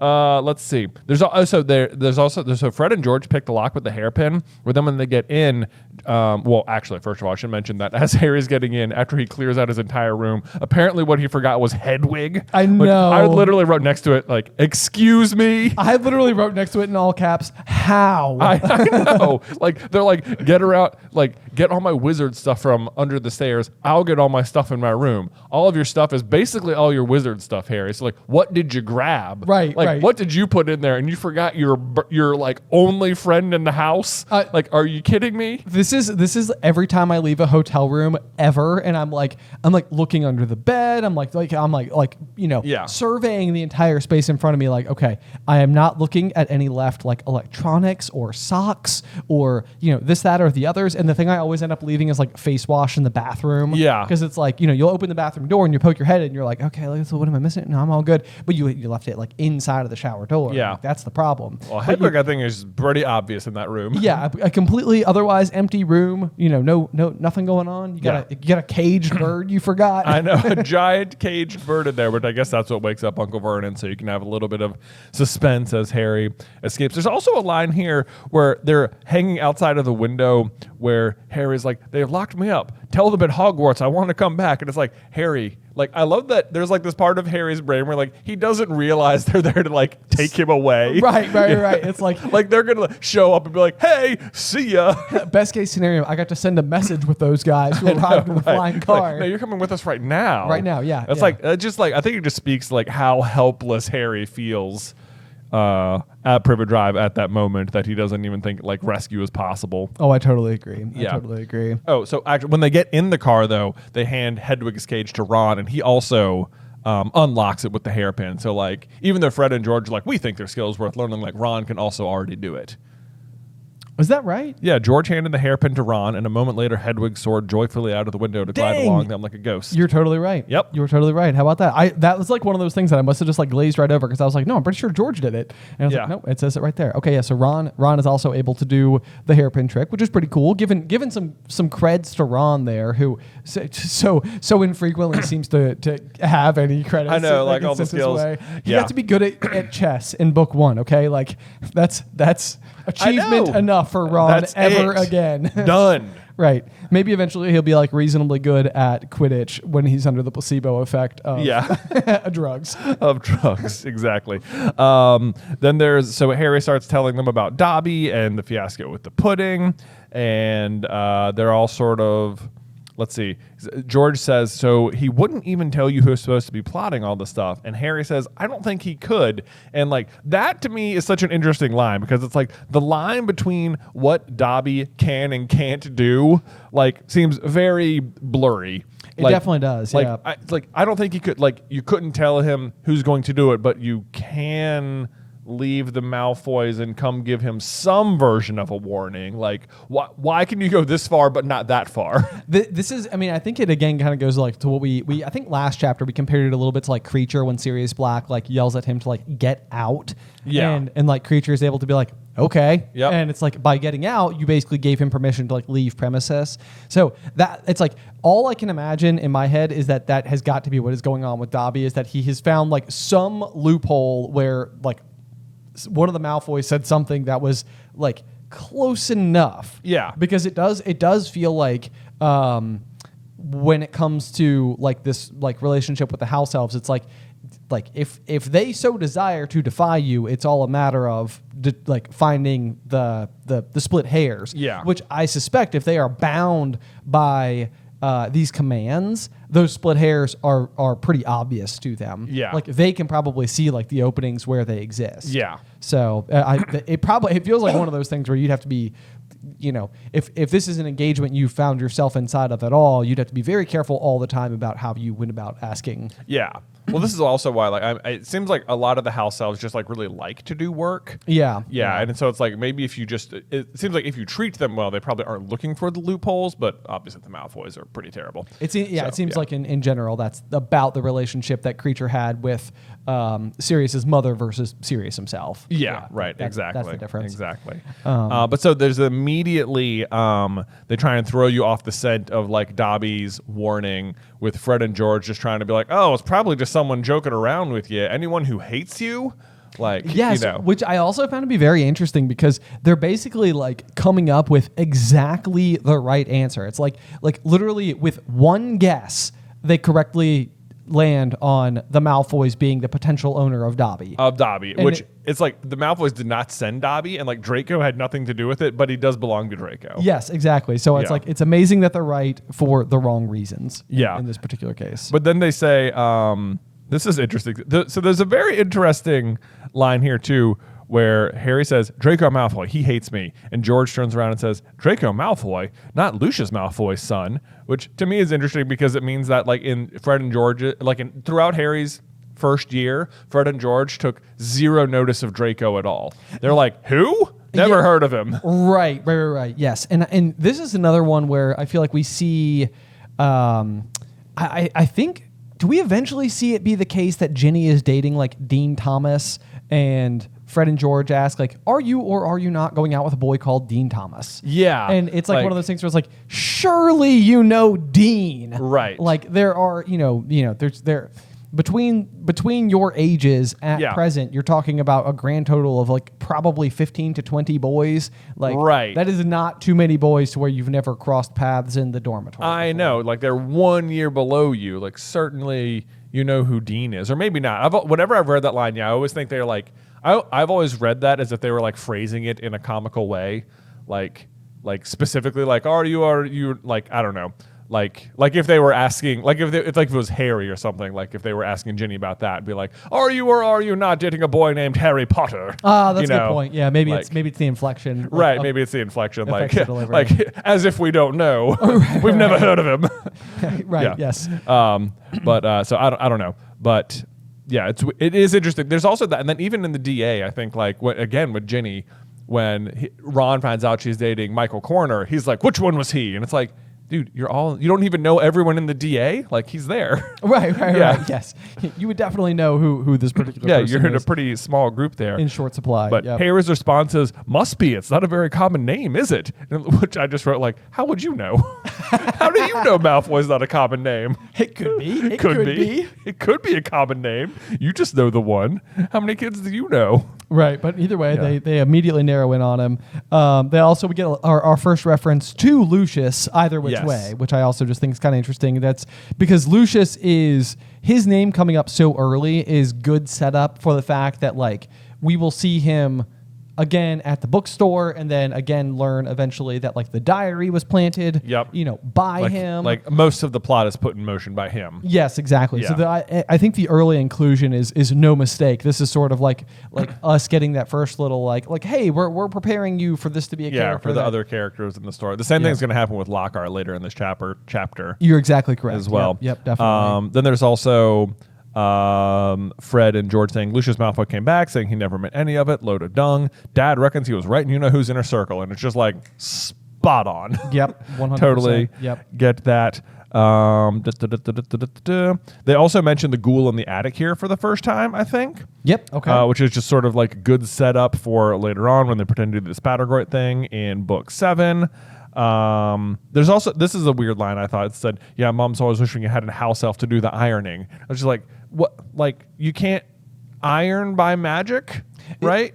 It also, this is another one of those instances as well where it's like, it seems like the one exception to tasks that house elves can do is like anything to do with laundry, because wouldn't that be presenting them with right, yes. with, like with also yeah, specifically something house elves shouldn't be doing. Right. Yeah. Unless that like line is like, unless the presentation, and it's hard to say because obviously like Lucius doesn't intend to give Dobby the sock. Right, yeah. He just sort so of... he doesn't even, like, hand it to him as, like, hold this. He just, like... the fact that he was holding it and then Dobby is holding it is enough. It's amazing that any house-elf relationships have stayed intact for any amount of time at all, because it just seems like there would be so many instances where something would just cause it to... like the relationship to be, like, broken. Yeah, like, it just seems like... Yeah, like, especially because when I think of the chores at my house, like, laundry is, like top of the list. Yeah. Like, what are they doing? Especially because they can do magic. Like, again, the ironing of the pants. There's no way you can't magically iron something. Yeah. Like, It does especially with Mrs. Weasley, who in this chapter will do like nonverbal household magic. Yes, indeed, yes. We know that she's definitely pretty capable with that. So, anyway, but yeah. So then let's see. As we then move forward, we get the reference to Hermes, which I think is that a setup at all? Okay, there we go. Yeah, when he was made a prefect, that's another one of those things where we know that like the Weasleys do sort of have like this special occasion inside of the family where if you make prefect status, that sort of comes with the presentation of like a gift of sorts. But then they also, the next line is, but Percy wouldn't lend him to me, said Ron, said he needed him. Percy's been acting very oddly this summer, said George, frowning. And this to me is like, this is the first line in the book where they're trying to set you, the reader, up to think of Percy as like the red herring, or it's the first time they're setting you up for Percy to suspect Percy. Yes, later on. You're exactly correct. Yep, and that's it's funny because I literally like part of me wrote down like a little scribble note here because we do have a theory about Percy that upon his graduation from Hogwarts School that he basically is under the Imperius curse for quite a period of time, and that's like part of like what has got him like marching to the tune of like the Ministry's drum so aggressively. But you're definitely correct. Like this is like one of those things where we know that throughout the book, Percy's going to continuously show up in sort of like unusual circumstances or places, or he's like somewhere maybe that he's not supposed to be, or is being secretive with Ginny, or Ginny knows a secret about him that he's like that isn't meant to be shared, and there's all these things, and obviously what we'll know as the story unfolds is that Percy has a girlfriend, right? Which one means that he's already dating Penelope, which is kind of cool, I guess. Yeah, and of course, so the actual reason why he's acting very oddly this summer is because he's probably corresponding with his girlfriend. Yeah, that's exactly what who he's sending all the letters to. Yeah. It's interesting that he's like so secretive about this piece of information, though. Like why are you so ashamed of having a girlfriend? I don't know. Yeah, this does seem like a strange one, especially because like if anything, it seems like something that like your family would be like excited for you or impressed by. Or I know. Well, I mean, I think at the end when Ginny finally tells Fred and George, they're like so happy. Like Christmas came early. Oh my God, Percy has a girlfriend. We're gonna like make fun of him. Like for what? For what? Is this a for what? I don't get it. Also, it seems seems weird to me that he's so secretive about it and is in Gryffindor because, it just seems like the sort of thing you'd have the courage to wear proudly. Maybe so. Maybe You so. know? I'm trying to go back in my mind and like to high school versions of us and try to figure out whether or not like any amount of entering into those first early relationships was something that like one of us would have kept secret. I mean, I guess there is. When I think about it like that, I suppose there is. Like, it's not like I came home and was like, "Guess what, Mom?" Yeah, right, yeah. Or like it feels like the type of thing the first time you would like bring it up at the table and be like, "Oh yeah, I started dating so and so." Like someone's spoon would drop. I'm like, "Wait, what? Wait, sing a whoop. Did you just say girlfriend?" I know. Yeah. So I don't know. Maybe there's something to it, There but we go. Yeah, maybe well- ashamed is the wrong word. Just sort of like, it's just new Private, for him. private. Yeah. That's the right. Well, that's the word. We'll lay off Percy. We'll lay off Percy. There you He's go. You there'll enjoy- be plenty to complain about later. Yeah, you enjoy your privacy for now. Yes. Um, Okay, so here we go. Now we get to start. They start talking about Arthur's job at the Ministry. He works in the most boring department, said Ron, the misuse of Muggle artifacts office. Right. Okay. So, and it says it's all to do with bewitching things that are Muggle made. In case they end up back in a Muggle shop or house. Which, like, to me, this is a very interesting. Like, what counts as this? Because like broomsticks are Muggle made, right? Like they're bewitched to fly. Do you think the broomsticks that they fly in Quidditch are like Muggle broomsticks? Well, that's what I mean. Like that is kind of the question. I'm like, if Muggles invented brooms and then wizards were like, we could fly on those, and they enchanted them to fly, would that not then be like exactly this, bewitching things that are Muggle made? I guess so, but I have always sort of assumed that all of the wizarding broomsticks are specifically made by wizards and enchanted. I think we've even made a video once upon a time that talked about whether or not broomsticks have cores. Yeah. To which I think the ultimate argument that we made is that they do, or that they would, because Yeah, we did make that argument. Yeah. Yeah. What I come back to with it is that like they say like with a wand, for example, like you could technically channel your magic through any object, Yeah. So you could hold up a rubber chicken, and if you were to cast Lumos, like if you were a super powerful wizard, you might get like a faint light to come out of the end of it. And then if you were to give them like a stick matching their own wand wood, it's like maybe it would be even a little bit better still. Then if it was the right length, it would be a little bit better still. But like nothing's going to be better until you add that magical component to the center of it. So in my mind, it's almost like, could you, a la Hocus Pocus, fly like a vacuum cleaner, or something like that in the same capacity? And it's like probably, but not well. So it's like you need to do something to it to make it inherently. No doubt, like Quidditch brooms and wizard brooms are better. But I guess, it does bring like a weird question. Like, are brooms innately... Is it like, could a wizard go pick up like a Muggle broom and like fly on it? Yeah, exactly. Like that's the big question. Yeah. It's like in my mind, it's like I would say it feels like the kind of thing where it would be like maybe the equivalent of like jumping off of like a high place with like an umbrella, where it's like you want to Mary Poppins and like gently glide to the ground. It won't work. It's like I would be willing to bet that if you could get like all the proper scientific testing materials, the umbrella is slowing your fall some, but not enough to safely make you land on the ground. Like it has more wind resistance than if you jumped without it. So in my mind, I feel like that would be like how like a broomstick might be. It's like you're never gonna get fly up and play a game of Quidditch. Oh yeah, no. On like a plastic broom from Walmart. Right, exactly. But could you technically maybe get it to levitate more than nothing? Maybe because that's the question, because brooms are almost certainly a Muggle invention, and so if they can fly, if no matter what, any broom at all could be flown by any wizard, then it is not a matter of bewitching magical objects, just that brooms are innately magical. Right. Yeah. So I feel like the fact that brooms don't fall under, or maybe obviously just because of wizarding culture, brooms don't, because they're just like, we know about broomsticks. Like, this is just a normal thing for our culture. Yeah. But there's other things in this very chapter, like radios. Do they not do you think the radio they have is like magically enchanted in any way? Oh, that's a good question. Right, because certainly that's a Muggle artifact. Wizards didn't invent radios. I have a counterpoint to you Yeah, okay. that I think could be kind of interesting for this exact discussion. Okay. Which is that the very thing that the ultimate irony for him to work at this particular misuse of Muggle artifacts office, and the fact that it has to do with bewitching things that are Muggle made, like, is that what they drove was a flying car that was a Muggle artifact that was bewitched by Arthur himself. And Yeah. Fred and George point out, it says if he raided our house, he'd have to put himself under arrest.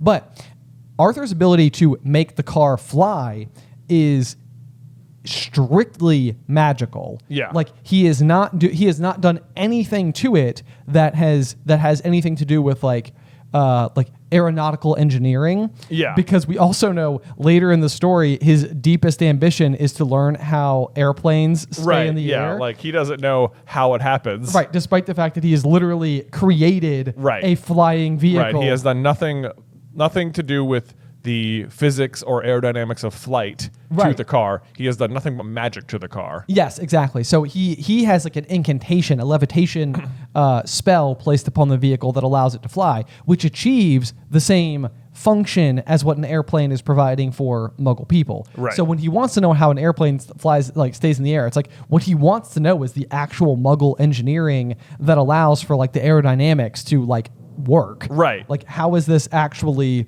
happening? Which, if you were to take that piece of logic and apply it back to your radio question, it would almost suggest to me that wizard radios are not using like traditional radio waves. Yes, exactly. Right. Like, they can't be. They can't be. Like Yeah. they have to be using some type of like magical transmission of spoken word. Right. That is exactly how I feel like it works as well. Because the other thing, well, maybe this is now I'm gonna run into a weird thing. So we mentioned earlier that none of the students at Hogwarts ever have like a radio to listen to the Quidditch matches or whatever or Right. anything. And it occurred to me as I was saying that, well, they say like technology doesn't work at Hogwarts because there's like too much magic in the air. Sure. So like maybe that could be part of it. But if they're wizard radios, and they are not powered by like broadcast waves, they're just like magically connected to one another, that doesn't seem like it'd be a problem. That's right? true as well. In which case, then it's just weird that no one has a radio again. Which I guess is just plausible that they just don't have one. But Right. there's more, Ben. Like, what about the clocks at the Weasleys? Certainly, clocks are Muggle inventions, right? Well, but again, like the thing that we know this particular clock to do are things that are not typical of clocks. They're not necessarily like telling. They're not telling the time. They're telling like tasks or locations. So again, it's like I don't know if they have like your classic. In fact, I would argue they don't have your classic like gears and right. all maybe not the associated maybe bits. I mean, you're right, they're not telling time. They're more it's calling them a clock is almost just like, maybe you're right, it's like it's not really a clock. It's like you call it a clock because it looks like a clock, but it's really more like a I don't know what to call it, but like a reference of sorts. Yes, like you're right. Like it seems like if you were to get into like an actual airplane, there's a whole bunch of instruments, all of which share the same like shape and have needles in the same way that like a clock has like pointing hands and Right. stuff like that. But it's like your gas gauge in your vehicle is not telling you the speed of the car, nor is it telling you the time of day. Sure. So like different objects in that regard. But you're right, we are still calling them clocks. They're still calling them clocks. And there's like a weird thing here too where Harry mentions one clock, but it's like the Weasleys actually have two very unique magical clocks. They do indeed. They do, This is another thing where I thought for sure the clock that he saw in this chapter was going to be the clock, like the mortal peril, clock, the dentist, like where are they? Yeah, like all those types of things. But it's not that one. This is more like when to do other like household, like time to feed the chickens. You're late. Which the you're late feels, I don't know. Yeah, it's more like a calendar clock or something. Yes, exactly. Yeah. It's more like a calendar clock. So anyway. Yeah. Anyway. So misuse of Muggle artifacts. Okay, so here's the other thing. Apparently, Arthur would be in trouble for having bewitching this car to do things. But later on, Harry gets picked up by cars from the Ministry that are also magically enhanced. This is also right. True. This is also are true. those not illegal cars? Well, I mean, because you know what, Arthur enchanted them but didn't intend to use them. The ones by the Ministry are enchanted and obviously intended for use because they're using them. It seems to me though that the things, the way that Arthur spends his time is not necessarily just the modification of a Muggle object hard stop. It's more the modification and then the implantation. Yeah, with like malicious intent or exactly. something. Yeah. Like this is like one of those things where it's like it only really becomes a crime if what you have done has then gone and like harmed Muggles. Right. You know, sure. and that's like where you've got the squirting, like the teapot that went berserk and squirted boiling tea all over the place. Then one man ended up in the hospital with sugar tongs clamped to his nose. Yeah. Like, these are clearly instances where somebody did something, they made it to Muggles, and then they like wreaked havoc. Yeah. Yeah. Yeah. Okay. So anyway, we'll move on from that. I just think it's funny that is like apparently you're not supposed to like tamper with Muggle things, but there's like all sorts of examples of them doing it. Yes. In like completely acceptable legal ways. So maybe that's just the case. Yeah. They also mentioned that Dad only works with one other person named an old warlock called Perkins, which Perkins is the one who gives them the tent, which they use in Deathly Hallows when they're doing the Horcrux hunt. But my real question here is like, what makes you a warlock versus a wizard? Like, what is the delineation? I don't know. That was something I marked as well, and I was kind of curious. I was like, why? Yeah. What is like? I don't know if I totally know like what the difference is. Is there like is a warlock somebody who sits on the Wizengamot? There is chief warlock of the Wizengamot. Yes. Yeah, like I wonder if an old warlock would almost be like this is somebody who had formerly been like a senator but is now right. Is it like esquire or something or doctor? Like you earned a degree and now you're like a warlock. Right, like it's like a title that like references like a former position that you like held as, right, yeah. Maybe as that's like an important official. I think that to me that's what it would say, because like chief warlock would say that you were like the like chief senator in this particular case. Like you were the lead person of the other elected officials. So now he's just sort of like whatever his warlock days are behind him and now he's just working in this 2-man office of the ministry. Yes, yeah. He's just his passion project. Yeah, this is just what he does now. Yeah. Just Perkins between camping trips. Yeah, that's exactly right. There's also the notion where Arthur says he went on 9 raids last night, and it's like that to me is also kind of funny. Where like, because I guess that to me means he showed up at like 9 different houses to like inspect their stuff. Yeah. Right. Yeah. But in the middle of the night, like, why isn't this his job in the middle of the day? Yeah, this is a good question. It says Dad was working overtime for weeks. Well, no, I guess that was in reference to the tea set that was once sold. So yeah, I don't know because it does seem like he must work nights, but it doesn't seem like you'd be able to go and just be like knocking on people's door at 3 a.m. and be like, "Hey, sorry to bother you guys. Do you have a teapot?" Right. We gotta even the word raid makes it sound like, I'm imagining like a SWAT team or something. I know. Yeah. Like Arthur Wease is like, all right, here we go, Perkins. Right. Yeah. Break down the door. Secret agent Surprise! Perkins. We're here to look for Muggle things. I know. It does seem like both like the most like super cool espionage while also like incredibly nerdy, goofy squadron of 2 people ever. I know. Yeah. Right. His job it just seems like your job, it sounds like so much easier to do during the day. It doesn't have to be done at night. You're exactly right. I agree with that. Yeah. So I just have no idea. Maybe people just keep strange hours in the wizarding world. I guess it's possible for sure. Anyway, so we're as we continue to move along here, though, we learned that they are in a town called Ottery St. Catchpole, which is just like one of those bits of detail that I always feel like is a good one to remember for all future trivia endeavors. I think there's a real town called Otterton. Otterton, I think it is based on similar, and then I think near Otterton is a town called Chudley, which is spelled Chudleigh. Okay, so it makes sense that Ron is a fan of the Chudley Cannons. The Chudley Cannons, yeah. Okay. The Chudley Cannons, boom, boom, boom. We are not pirates. Wow, if you understood that reference, then please leave your favorite sports ball emoji in the comments. There we go. That's exactly it. Let's see here. The other thing that I found to be kind of interesting. Well, actually, I'm gonna give one other piece of trivia because I know I've gotten it wrong in a J versus Ben before. But as they land, Fred says touchdown, and then Harry looks up and it says it looked as though it had once been a large stone pig pen. Which this is a question that I remember getting wrong in a J versus Ben once, and I was like, there is no way in the world that they referred to the Weasleys' house as a pig pen. Yeah. I was like, that seems so like offensive, maybe. I know. I'm like, maybe I just don't know what old pig pens looked like. Like, were they really like house-sized in foundation or something? Possibly, but when you read it in context, it seems to play a lot better. Like it seems a lot less like filthy or something, like it's not like saying like, yeah, their house looks like a pig pen. Like that sounds like the type of thing like Draco would say. Like, yeah, like, oh, I thought you lived in a pig pen, Weasley. Like, right. Like very like some. Maybe he does say that. Yeah, right. Yeah, it's like, well, crap. Now Harry thought the exact same thing. Oh man.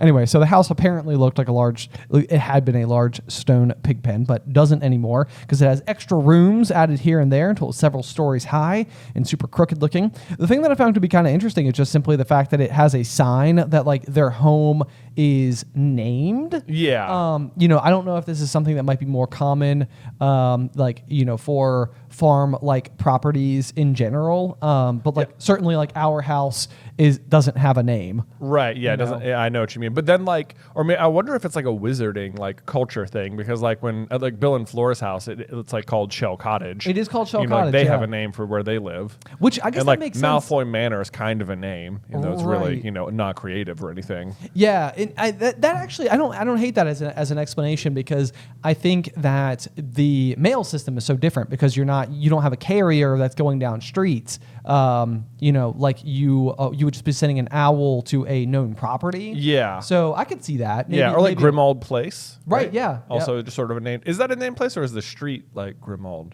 It's like number 13. Is it number 13 Grimmauld Place? Number 12. Number 12. Sorry. Yeah. Oh God. Yeah. Wow. Yeah. My bad. How embarrassing. Wow. Did you think turquoise was purple? Wow. Number 12 Grimmauld. Yeah. Yeah. So yeah, maybe it's just like a wizarding thing to have like your homes have a name. Yeah. I'm starting to think that totally makes sense. And even I think in the case of number 12, it makes sense because the Muggles believe that there was an error made in the postal system or whatever. Right. So like it's not even like number 12 compared to like number 13 Grimmauld Place, another wizarding residence. Right. It's like the number 12 is almost part of like the iconic nature of the house. Of the house. Because yeah. it was like built in the middle of a Muggle establishment. Right. Yeah. What's mildly ironic about it not being 13 though is that oftentimes like hotels don't have a number floor 13 just for basic superstition purposes. Oh, that would have been great if it was the number 13. Yes, yeah. And it's exactly. like, oh yeah, for superstitious purposes, there's no reason we just skip 13 on the street. People assume it's unlucky or something, and it's like, nah, but it's not. It's a safe haven. Yes. I also like the name, the borough, because like weasels live in burrows. Yeah, I know. that's a good one. Yeah. I highlighted it too. That's a good one. Also, I don't know why it says there were 4 or 5. I guess Harry just couldn't be bothered to count for sure. Chimneys perched on top of the red roof, and I'm like, why? Why do you have 5 chimneys? I did not realize the fact that it says 4 or 5 because it doesn't seem hard to look at something and discern the difference between 4 and 5 of something. 4 or 5. 4. It's like hard to say. It's like 4, maybe 5. It's like we're looking at it right now. You're there. Yeah. But also, why? Why would you have so many chimneys? Possibly just because of the location in the fireplaces. Like if you wanted to have one, like what? How many rooms in the house have a fireplace? Well, if you don't have like central air or something, I don't know. Maybe it gets cold. I guess. Golden fires. I don't know. I mean, I feel like I don't know. Maybe every little room's got its own little tiny fireplace. Maybe. I would love it if every like bedroom in the house had a fireplace. I love nothing. Although then is it enough fireplaces for every room to have one? It seems like Ron's doesn't. Yeah. Because that would have been mentioned. But you can sometimes share a fireplace based on the positioning. Like you could have like two fireplaces vent into the same chimney is what I mean. I suppose that's true. Yeah, I guess. Yeah. I'm extremely pro wood burning fireplaces. Oh, so am I. There's nothing cozier. So there's not. It seems like a cozy thing. It's just that it's never mentioned that there are multiple fireplaces in the borough, even though they have 5 chimneys. Sure enough. Yep. Either which way. Then as we trudge forward here, we get the line from Fred that says, "Now we'll go upstairs really quickly and wait for Mom to call for breakfast. Then Ron, you come downstairs going, 'Mom, look who turned up in the middle of the night,' and she'll be all pleased to see Harry, and no one will ever even know we flew the car." Oh yeah. I was like, this is such a child's version of a plan. Oh, I know. I literally wrote down next to it just, "Oh yeah, good plan. That'll work." Yeah. Great. Yeah. No other questions need to be asked whatsoever. Yes. Then we get just one of the best descriptions ever of Mrs. Weasley was marching across the yard scattering chickens, and for a short, plump, kind-faced woman, it was remarkable how much she looked like a saber-toothed tiger. Said Fred. She's on to us. Oh, man. And then I love their response was, "Morning, Mom." Says George, and what he thought was a clearly jaunty, winning voice. Like, I can smooth this over, don't worry. No big deal. Yeah. Maybe she doesn't know. We can't assume anything. Give nothing away. Blind optimism. Oh, man. Yeah, I love that whole exchange. Fantastic. Then there's another line down here. It says, "You could do with taking a leaf out of Percy's book," which 1, gross, but 2, that's more misdirection, I think, towards Percy, who hasn't even actually appeared yet. No, he has not. Yep, not at all. Yep. Let's see. Then, of course, let's see. Sorry, lost my train of thinking. I like the next line when she talks. So she's just screaming at the twins and Ron, and then I love how she just turns to Harry. It's like, "I'm very pleased to see you, Harry, dear. Come in, have some breakfast." I know this is a scene that I feel like plays exactly perfectly, exactly as it should in the film. Yes, it's like she's so clearly so upset with her kids, but then also it's like, "Oh, Harry, how are you?" Yes, right. Like, I'm not mad at you at all. I know you had nothing to do with this. Yes, indeed. Right. Like, she's still extremely aware of Harry's situation, and she's not mad that he's there. Right. Yes, yeah. It's just the methodology that they took. Which, to be fair, Mrs. Weasley herself says, "I don't know what you were thinking, taking the car. We ourselves were thinking about just going and getting him anyway." So it's she has, it's definitely not like the collection from the Dursleys hard stop. That is something she fully would have signed off on. It's just the way they went about doing it. Yeah. You know what?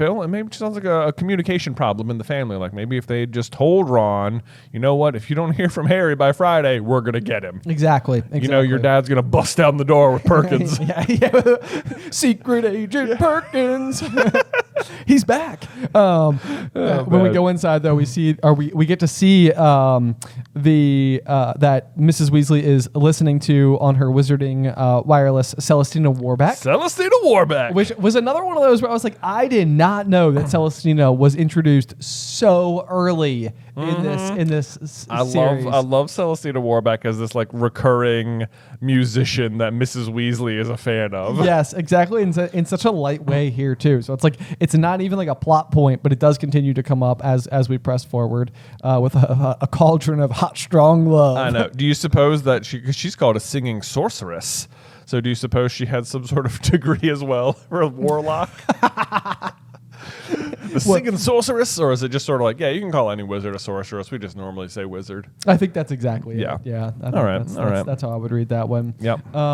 Let's see here. There is once again. Hagrid also had sausages when he collected Harry from the hut on the rock with the Dursleys. Yeah. And I don't know what it is about these wizarding sausages, but every single time that they're eating sausages in this book, I'm like, I could go for a sausage. I could go for a sausage. Because I feel like it's like a real sausage. It's not like a Kroger bought sausage that you microwaved up. It feels like that. Man, it sounds so tasty. It does. Also, I think it is no mistake at all that the word tipping is used for 8 or 9 sausages, because I think it was the last chapter, Harry tips the soup can of vegetables onto Hedwig's cage, and it's this is the exact opposite. Yes, it is. No, I agree with you 100%. I caught the exact same thing. I was it's so interesting that they use that exact phrasing so back to back, because basically this is Harry having 8 or 9. I don't know the size of these sausages, but I'm assuming 9, big. I know. I agree. Yeah,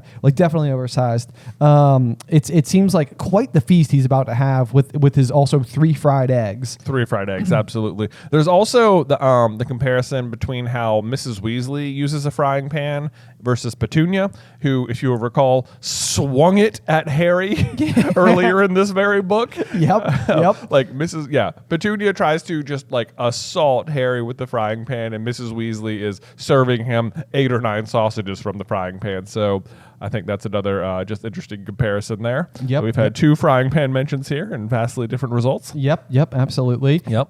We also have the deliverance of Ginny into the conversation as she has come down the stairs with no knowledge that the man that she will someday marry will be in the kitchen waiting for her. Yeah, that's what I wrote. I said, oh, they get married. I know, yeah. That's so adorable. Yeah. But I love that. Ginny, said Ron in an undertone to Harry, my sister, she's been talking about you all summer. Once again, probably just making Ron feel terrible for the fact that his best friend won't seem to write him back for some reason. I know, right? Let's see. Then we skip charm your own cheese. How could we have done it? Okay, wow. let's go back. This is Harry's looking around the burrow, noticing the books. One of which is called "Charm Your Own Cheese," which I mean, my note here was just I so wish that charmed cheese was more of a recurring thing in these books. That would have been great. I just think it's such a funny thing. Like, what are you doing to the cheese? Like, I know. What magical effect can you add to cheese? This is my favorite cheese personally is it's aged in such a way that there's like little crystals inside of it. Yes. That kind of give it this like I can't even call it a crunch, but it's a texture. It's a texture. Yeah. Well, okay, no, wait. Do you think when it says charm your own cheese, my initial read was that you already have cheese and now you are charming it. Yeah, like to take the cheese. Okay, are you about to say this is Muggle purchased cheese? No, I'm not. Is this a misuse of Muggle artifacts? No, it's not. No, cheese is not a Muggle artifact. Okay. It's just food. Or is the book saying that like here's a charm to create your own cheese? I think got some milk, charm it into cheese. That's my interpretation. Oh no, I definitely like the idea that you've got cheese and you're like, well, Parmesan, prepare to taste like raspberries or something. This is making me desperately on the coffee website wanting to carry cheese. Charm cheeses. Oh my gosh, that would be dude, we should talk to someone about carrying cheese, because right now what we're carrying, and I'm just gonna hard stop into an ad here, is some wizarding candles. Gasp. What? As of this month, which is now February, actually as of the day this is coming out, it's my birthday. Hey, happy birthday, Jay. Thank you so much. How great. Yes, so fun. But we have our second candle of the year live now, which is called a Love Potion for Valentine's Day. Very exciting, yes. So we the Wizarding Candles, if you go to wizardingcandles.com, we have an entire year long for the year of 2024 subscription to candles, all of which will have their own unique sort of like styles and scents, and inside of each one is also a hidden charm that is unique to each candle. So not cheese. Not cheese. No, but we should have a cheese charm in one of them now that I think about it. That would not be the worst. The worst. charm cheese candle. Yeah, the charm. Oh my god. That should just be a standalone product. Yeah. It smells like cheese. It smells just like cheese. I don't know if anyone wants that.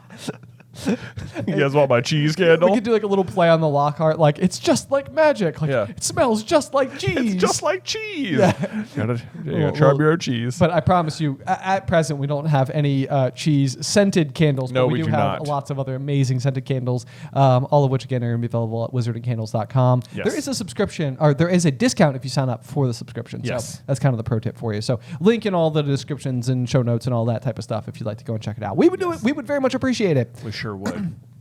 All right, moving on in the chapter, we get first mention of Lockhart, where Mrs. Weasley instructs her sons to go denome the garden, and then I feel like it says, now let's see what Lockhart has to say on the subject, which to me, like, it's a good intro. It's just like trying to lay the foundation because you're going to meet Lockhart later in the book, but at the same time, it's like there's no way I don't think she needs this information. Yeah, you know? I agree, and I also highlighted this particular title in particular because, like, we know that like Lockhart's whole shtick is that basically he goes and finds wizards who have accomplished great things, who are maybe like less storybook looking or are less looking for fame for their accomplishments. And so what he does is he like hears their stories and then he wipes their memory so that they no longer remember doing it. And then he claims that he did it, and he has the whole story because he's interviewed the person who has done it. Which brings me to my point that I'm trying to make here, which is that this particular title, Gilderoy Lockhart's Guide to Household Pests. Yeah.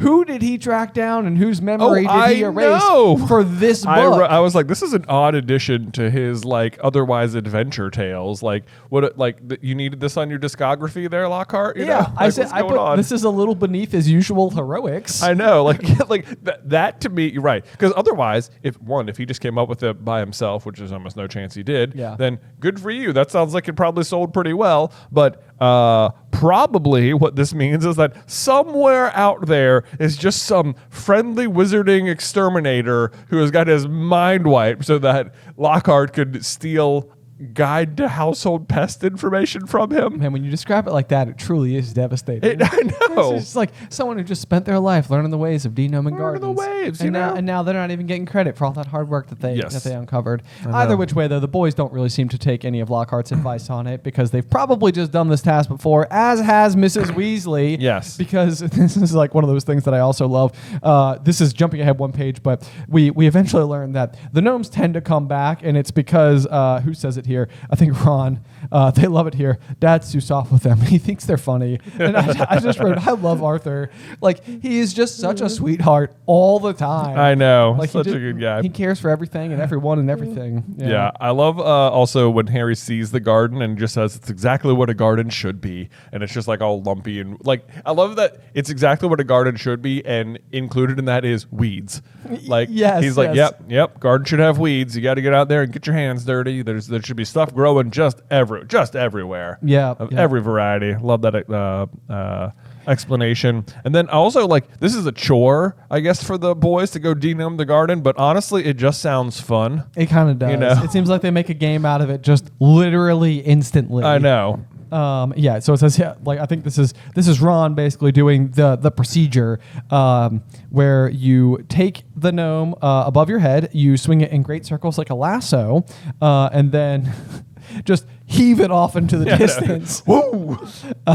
Where Ron's first one goes 20 feet, to which Fred says, pitiful. Yeah. I bet I can get mine beyond that stump. And this is like growing up with our group of friends. This is 100% how every great memory we've ever had was formed. Yeah. It was basically like we had no plan of actually doing this particular thing. Then once we discovered that we could push the boundaries on it like a lot, we would and did. And that became like our whole personalities. That was basically it. Yeah. Yeah. I also just like the sentence a few lines later, just the air was soon thick with flying gnomes. like they're throwing so many so fast. There's barely a break in the action. Right. Like you might think it's overcast, but nope, that's gnomes. Those are gnomes. It is thick up there.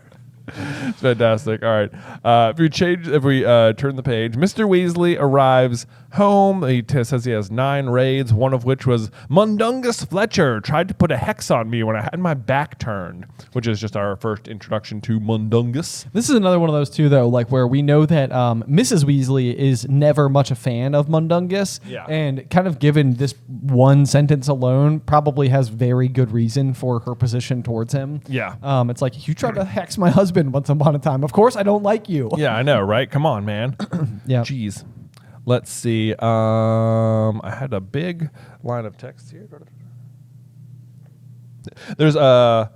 Weasley is explaining about the door keys, and he says, of course, it's very hard to convict anyone because no muggle would admit their keys keep shrinking. They'll insist they just keep losing it. Bless them. They'll go to any lengths to ignore magic, even if it's staring them in the face, which to me is like, does that mean you're telling them that magic is happening? And they're like, no, it's not magic. I just can't find it. Right. Like, I know this is like one of those funny ones though, where it's sort of like everybody has lost their keys. Yes, you know, like it absolutely is. So I do think it's really hilarious just to think that it's like the reason everybody loses their keys is because they are magically like sort of modified to shrink so that you lose them. But again, this is another one of those like Arthur Weasley like just great person moments where he's just like, bless them, like oh, the poor poor things. The poor things. They come up with all these silly reasons. Magic's right in front of their face. Yeah. There we go. The other irony of that particular situation is just simply the fact that hiding magic from Muggles is like the number one chief objective Yes. of the entire wizarding ministry, government. yes. Yeah, exactly. Yeah, and then he has to sit there and like even when they see it, they don't. They don't believe it. They don't believe They just it. assume something else is happening. Right. Because why would you assume magic? Right, because you don't even assume magic. So exactly. Nonetheless, apparently there is concern that they will have noticed a flying car. I guess that's too big. But I mean, one of just I remember this being the funniest line in the world when I was a kid. Okay. Is when Mrs. Weasley says, "Your sons flew that car to Harry's house and back last night," shouted Mrs. Weasley. "What have you had to say about that?" He goes, "Did you really? Did it go all right?" He's just like, he's so happy. He so misreads the tone. I know. He's just like, "Oh, what? It flew?" I know this is one of those moments where, like as a kid, I remember hearing this sentence for the first time, and it was like a daydream of mine to have one of the instances where like mom complaining to dad or dad complaining to mom, where the other parent basically responds with this exact candor. Yeah. You know, where it would sort of be like, the kids were playing in the mud all day. Were you really? Way to go, boys. Yeah. Like, you know, like it's like one of those things where it's like nothing I wanted more was for one parent to think that I had done something like dastardly wrong while the other parent was like, good job. Right. Like, that's what I was shooting I like for. how that's what you're going for. You want one to be mad and one to be proud, not both to be proud. Yeah. Well, I mean, if one's got to be mad, then I at least want the other one to be proud. Right, I know. I'm surprised. Yeah, I could see it happening. Like, your kids were up in the trees building a fort today with hammers and saws, and it'd be like, well, "Can you go in it? Let me see it." You know, Tell me more. Come on, let's go. How stable is Yeah, it? can I come? I You want guys to want to have a sleepover? I want to play in the fort. I know, exactly. That is Oh, exactly how it would go with me. Yeah, I know. Yeah, so yeah, I'm sure that probably will happen. You know, Addison's gonna come in one day and be like, "Dad, I built a fort." Mom's really mad and be like, "Why?" It sounds so cool. Sounds great. This is not. I highlighted this just because it seemed like a fun little bit of trivia, but something I've always. It mentions Ginny's eye color as bright brown eyes, which I don't know. I think because Harry is always described as having his mother's eyes, and Harry's eyes are green, and Ginny kind of also has the red hair like Lily. I think I always assumed her eyes were green, but clearly they're not. Well, not so clearly they're not. So I'm kind of interested that you brought it up like that, because in the audiobook, which is reading from the original the original US version. So Jim Dale reads the original US version, Stephen Fry reads the original UK version. But it says green in the audiobook. They changed it? They changed it. What? Yeah. So I don't know if this is like one of those situations where it was like you can't have Ginny be too much like Lily reincarnated. But wait a second. How old?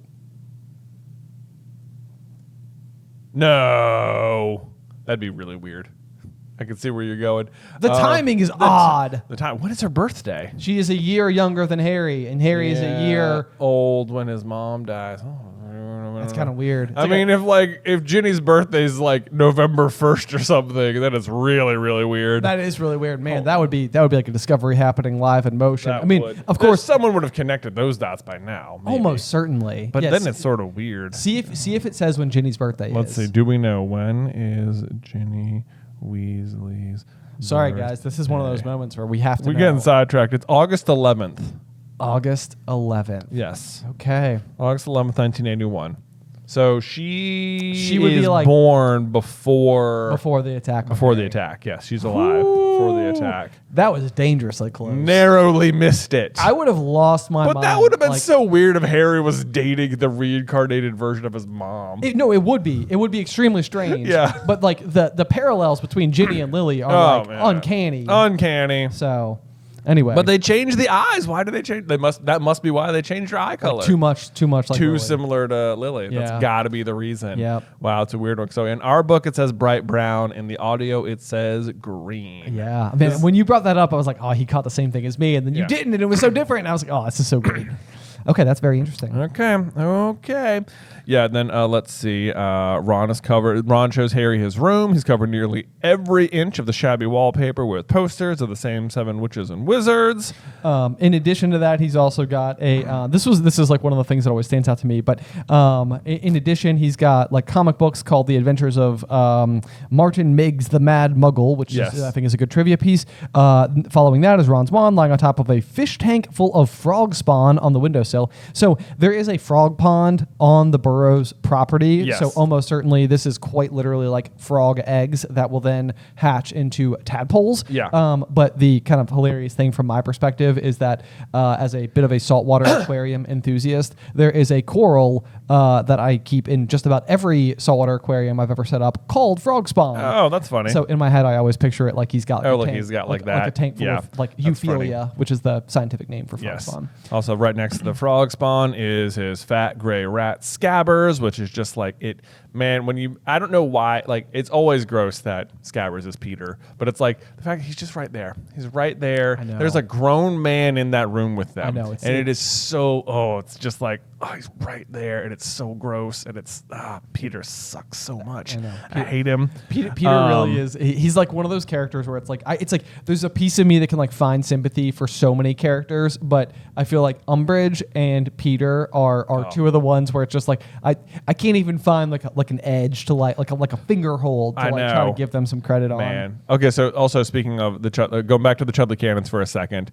One, it sounds like there are posters literally all over the wall, and when I was starting to think about this, I was trying to imagine being in a room the size of Ron's where every single piece of the wall was moving, like if every picture on the wall was moving. Oh my gosh. I was just like, this sounds so overstimulating. Yeah, having literally just gotten off a cruise last week where there can be something a little bit jarring about like feeling like you're standing on stable ground and then looking out at the horizon and like the ocean is moving past you. Yeah. It's like a very like unnerving feeling. Yeah.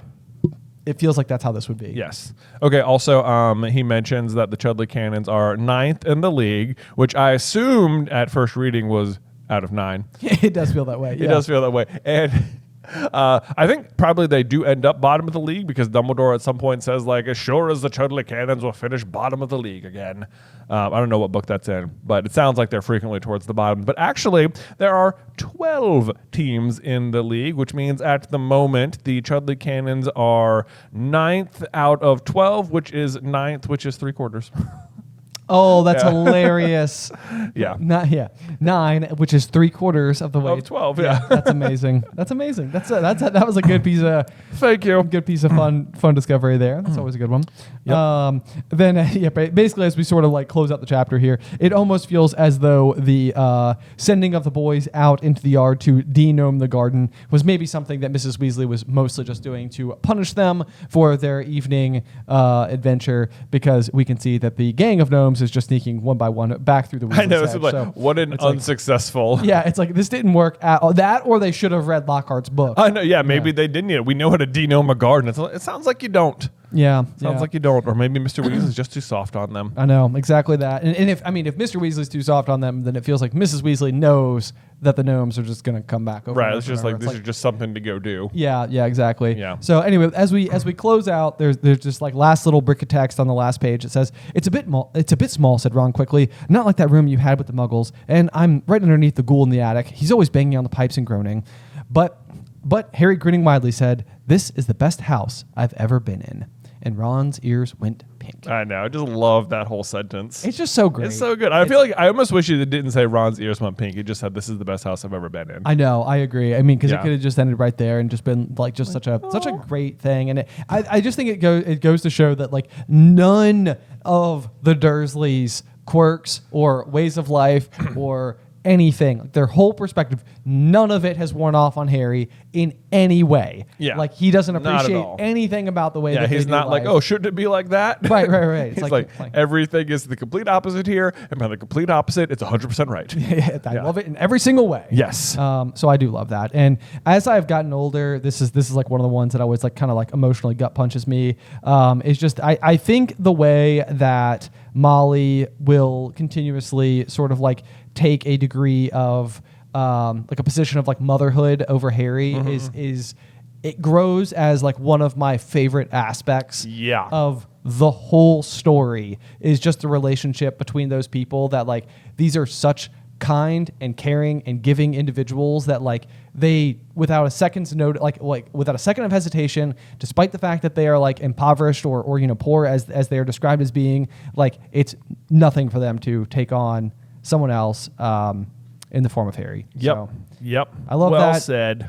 yeah, I love that, and I think it's just it's this chapter in particular. That's what I wrote at the end. Is it just like I said, I love this chapter so much, and I think it's because it's like this is like the real true like I mean we've seen Mrs. Weasley help Harry at the platform, like we know that's like been a thing so far, but this is like the real entry of like Harry kind of being like a surrogate son to the family. So. Do you know we theorized Dumbledore's big plan wise that.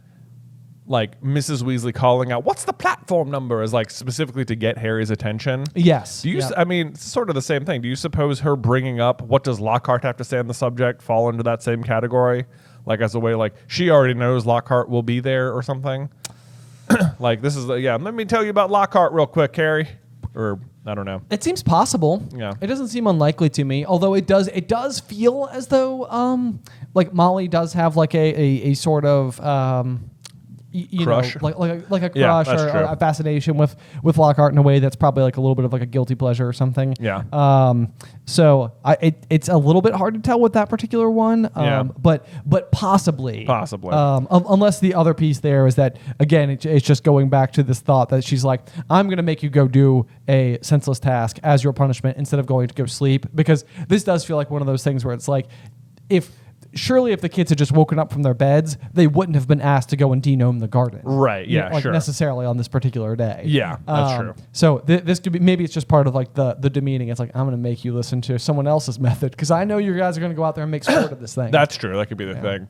But boy, speaking of Lockhart, and I won't comment on it right now, but oh my God, the chapter art for the next chapter. Oh my gosh. Not going to say anything, but wow, can't wait to talk about it. I know it's going to be so much fun. So yeah, that'll close out chapter 3, The Burrow from Chamber of Secrets. We are now looking ahead to chapter 4 at Flourish and Blots. Yes, should be lots of fun. A lot of stuff happens in the next chapter. Otherwise, thank you so much for listening to today's episode and for subscribing. If you're watching on YouTube, if you want to click that subscribe button, it's like a little happy birthday present for me. That would be amazing. There we go. We're up to 24,000 subscribers on YouTube. Thank you guys so much. That is like so cool. That's it. We're just one step closer to our goal of that silver play button. I know, it's going to be so much fun. Yeah. So much fun. We're almost at 25. That'll be a quarter of the way there. How about that? Then we'll only have 3/4 of the way to go. Oh, we love 3/4. We sure do. Yeah, Yeah, yeah. absolutely. Yeah. But otherwise, thanks for listening, and we'll see you next time through the Griffin Door.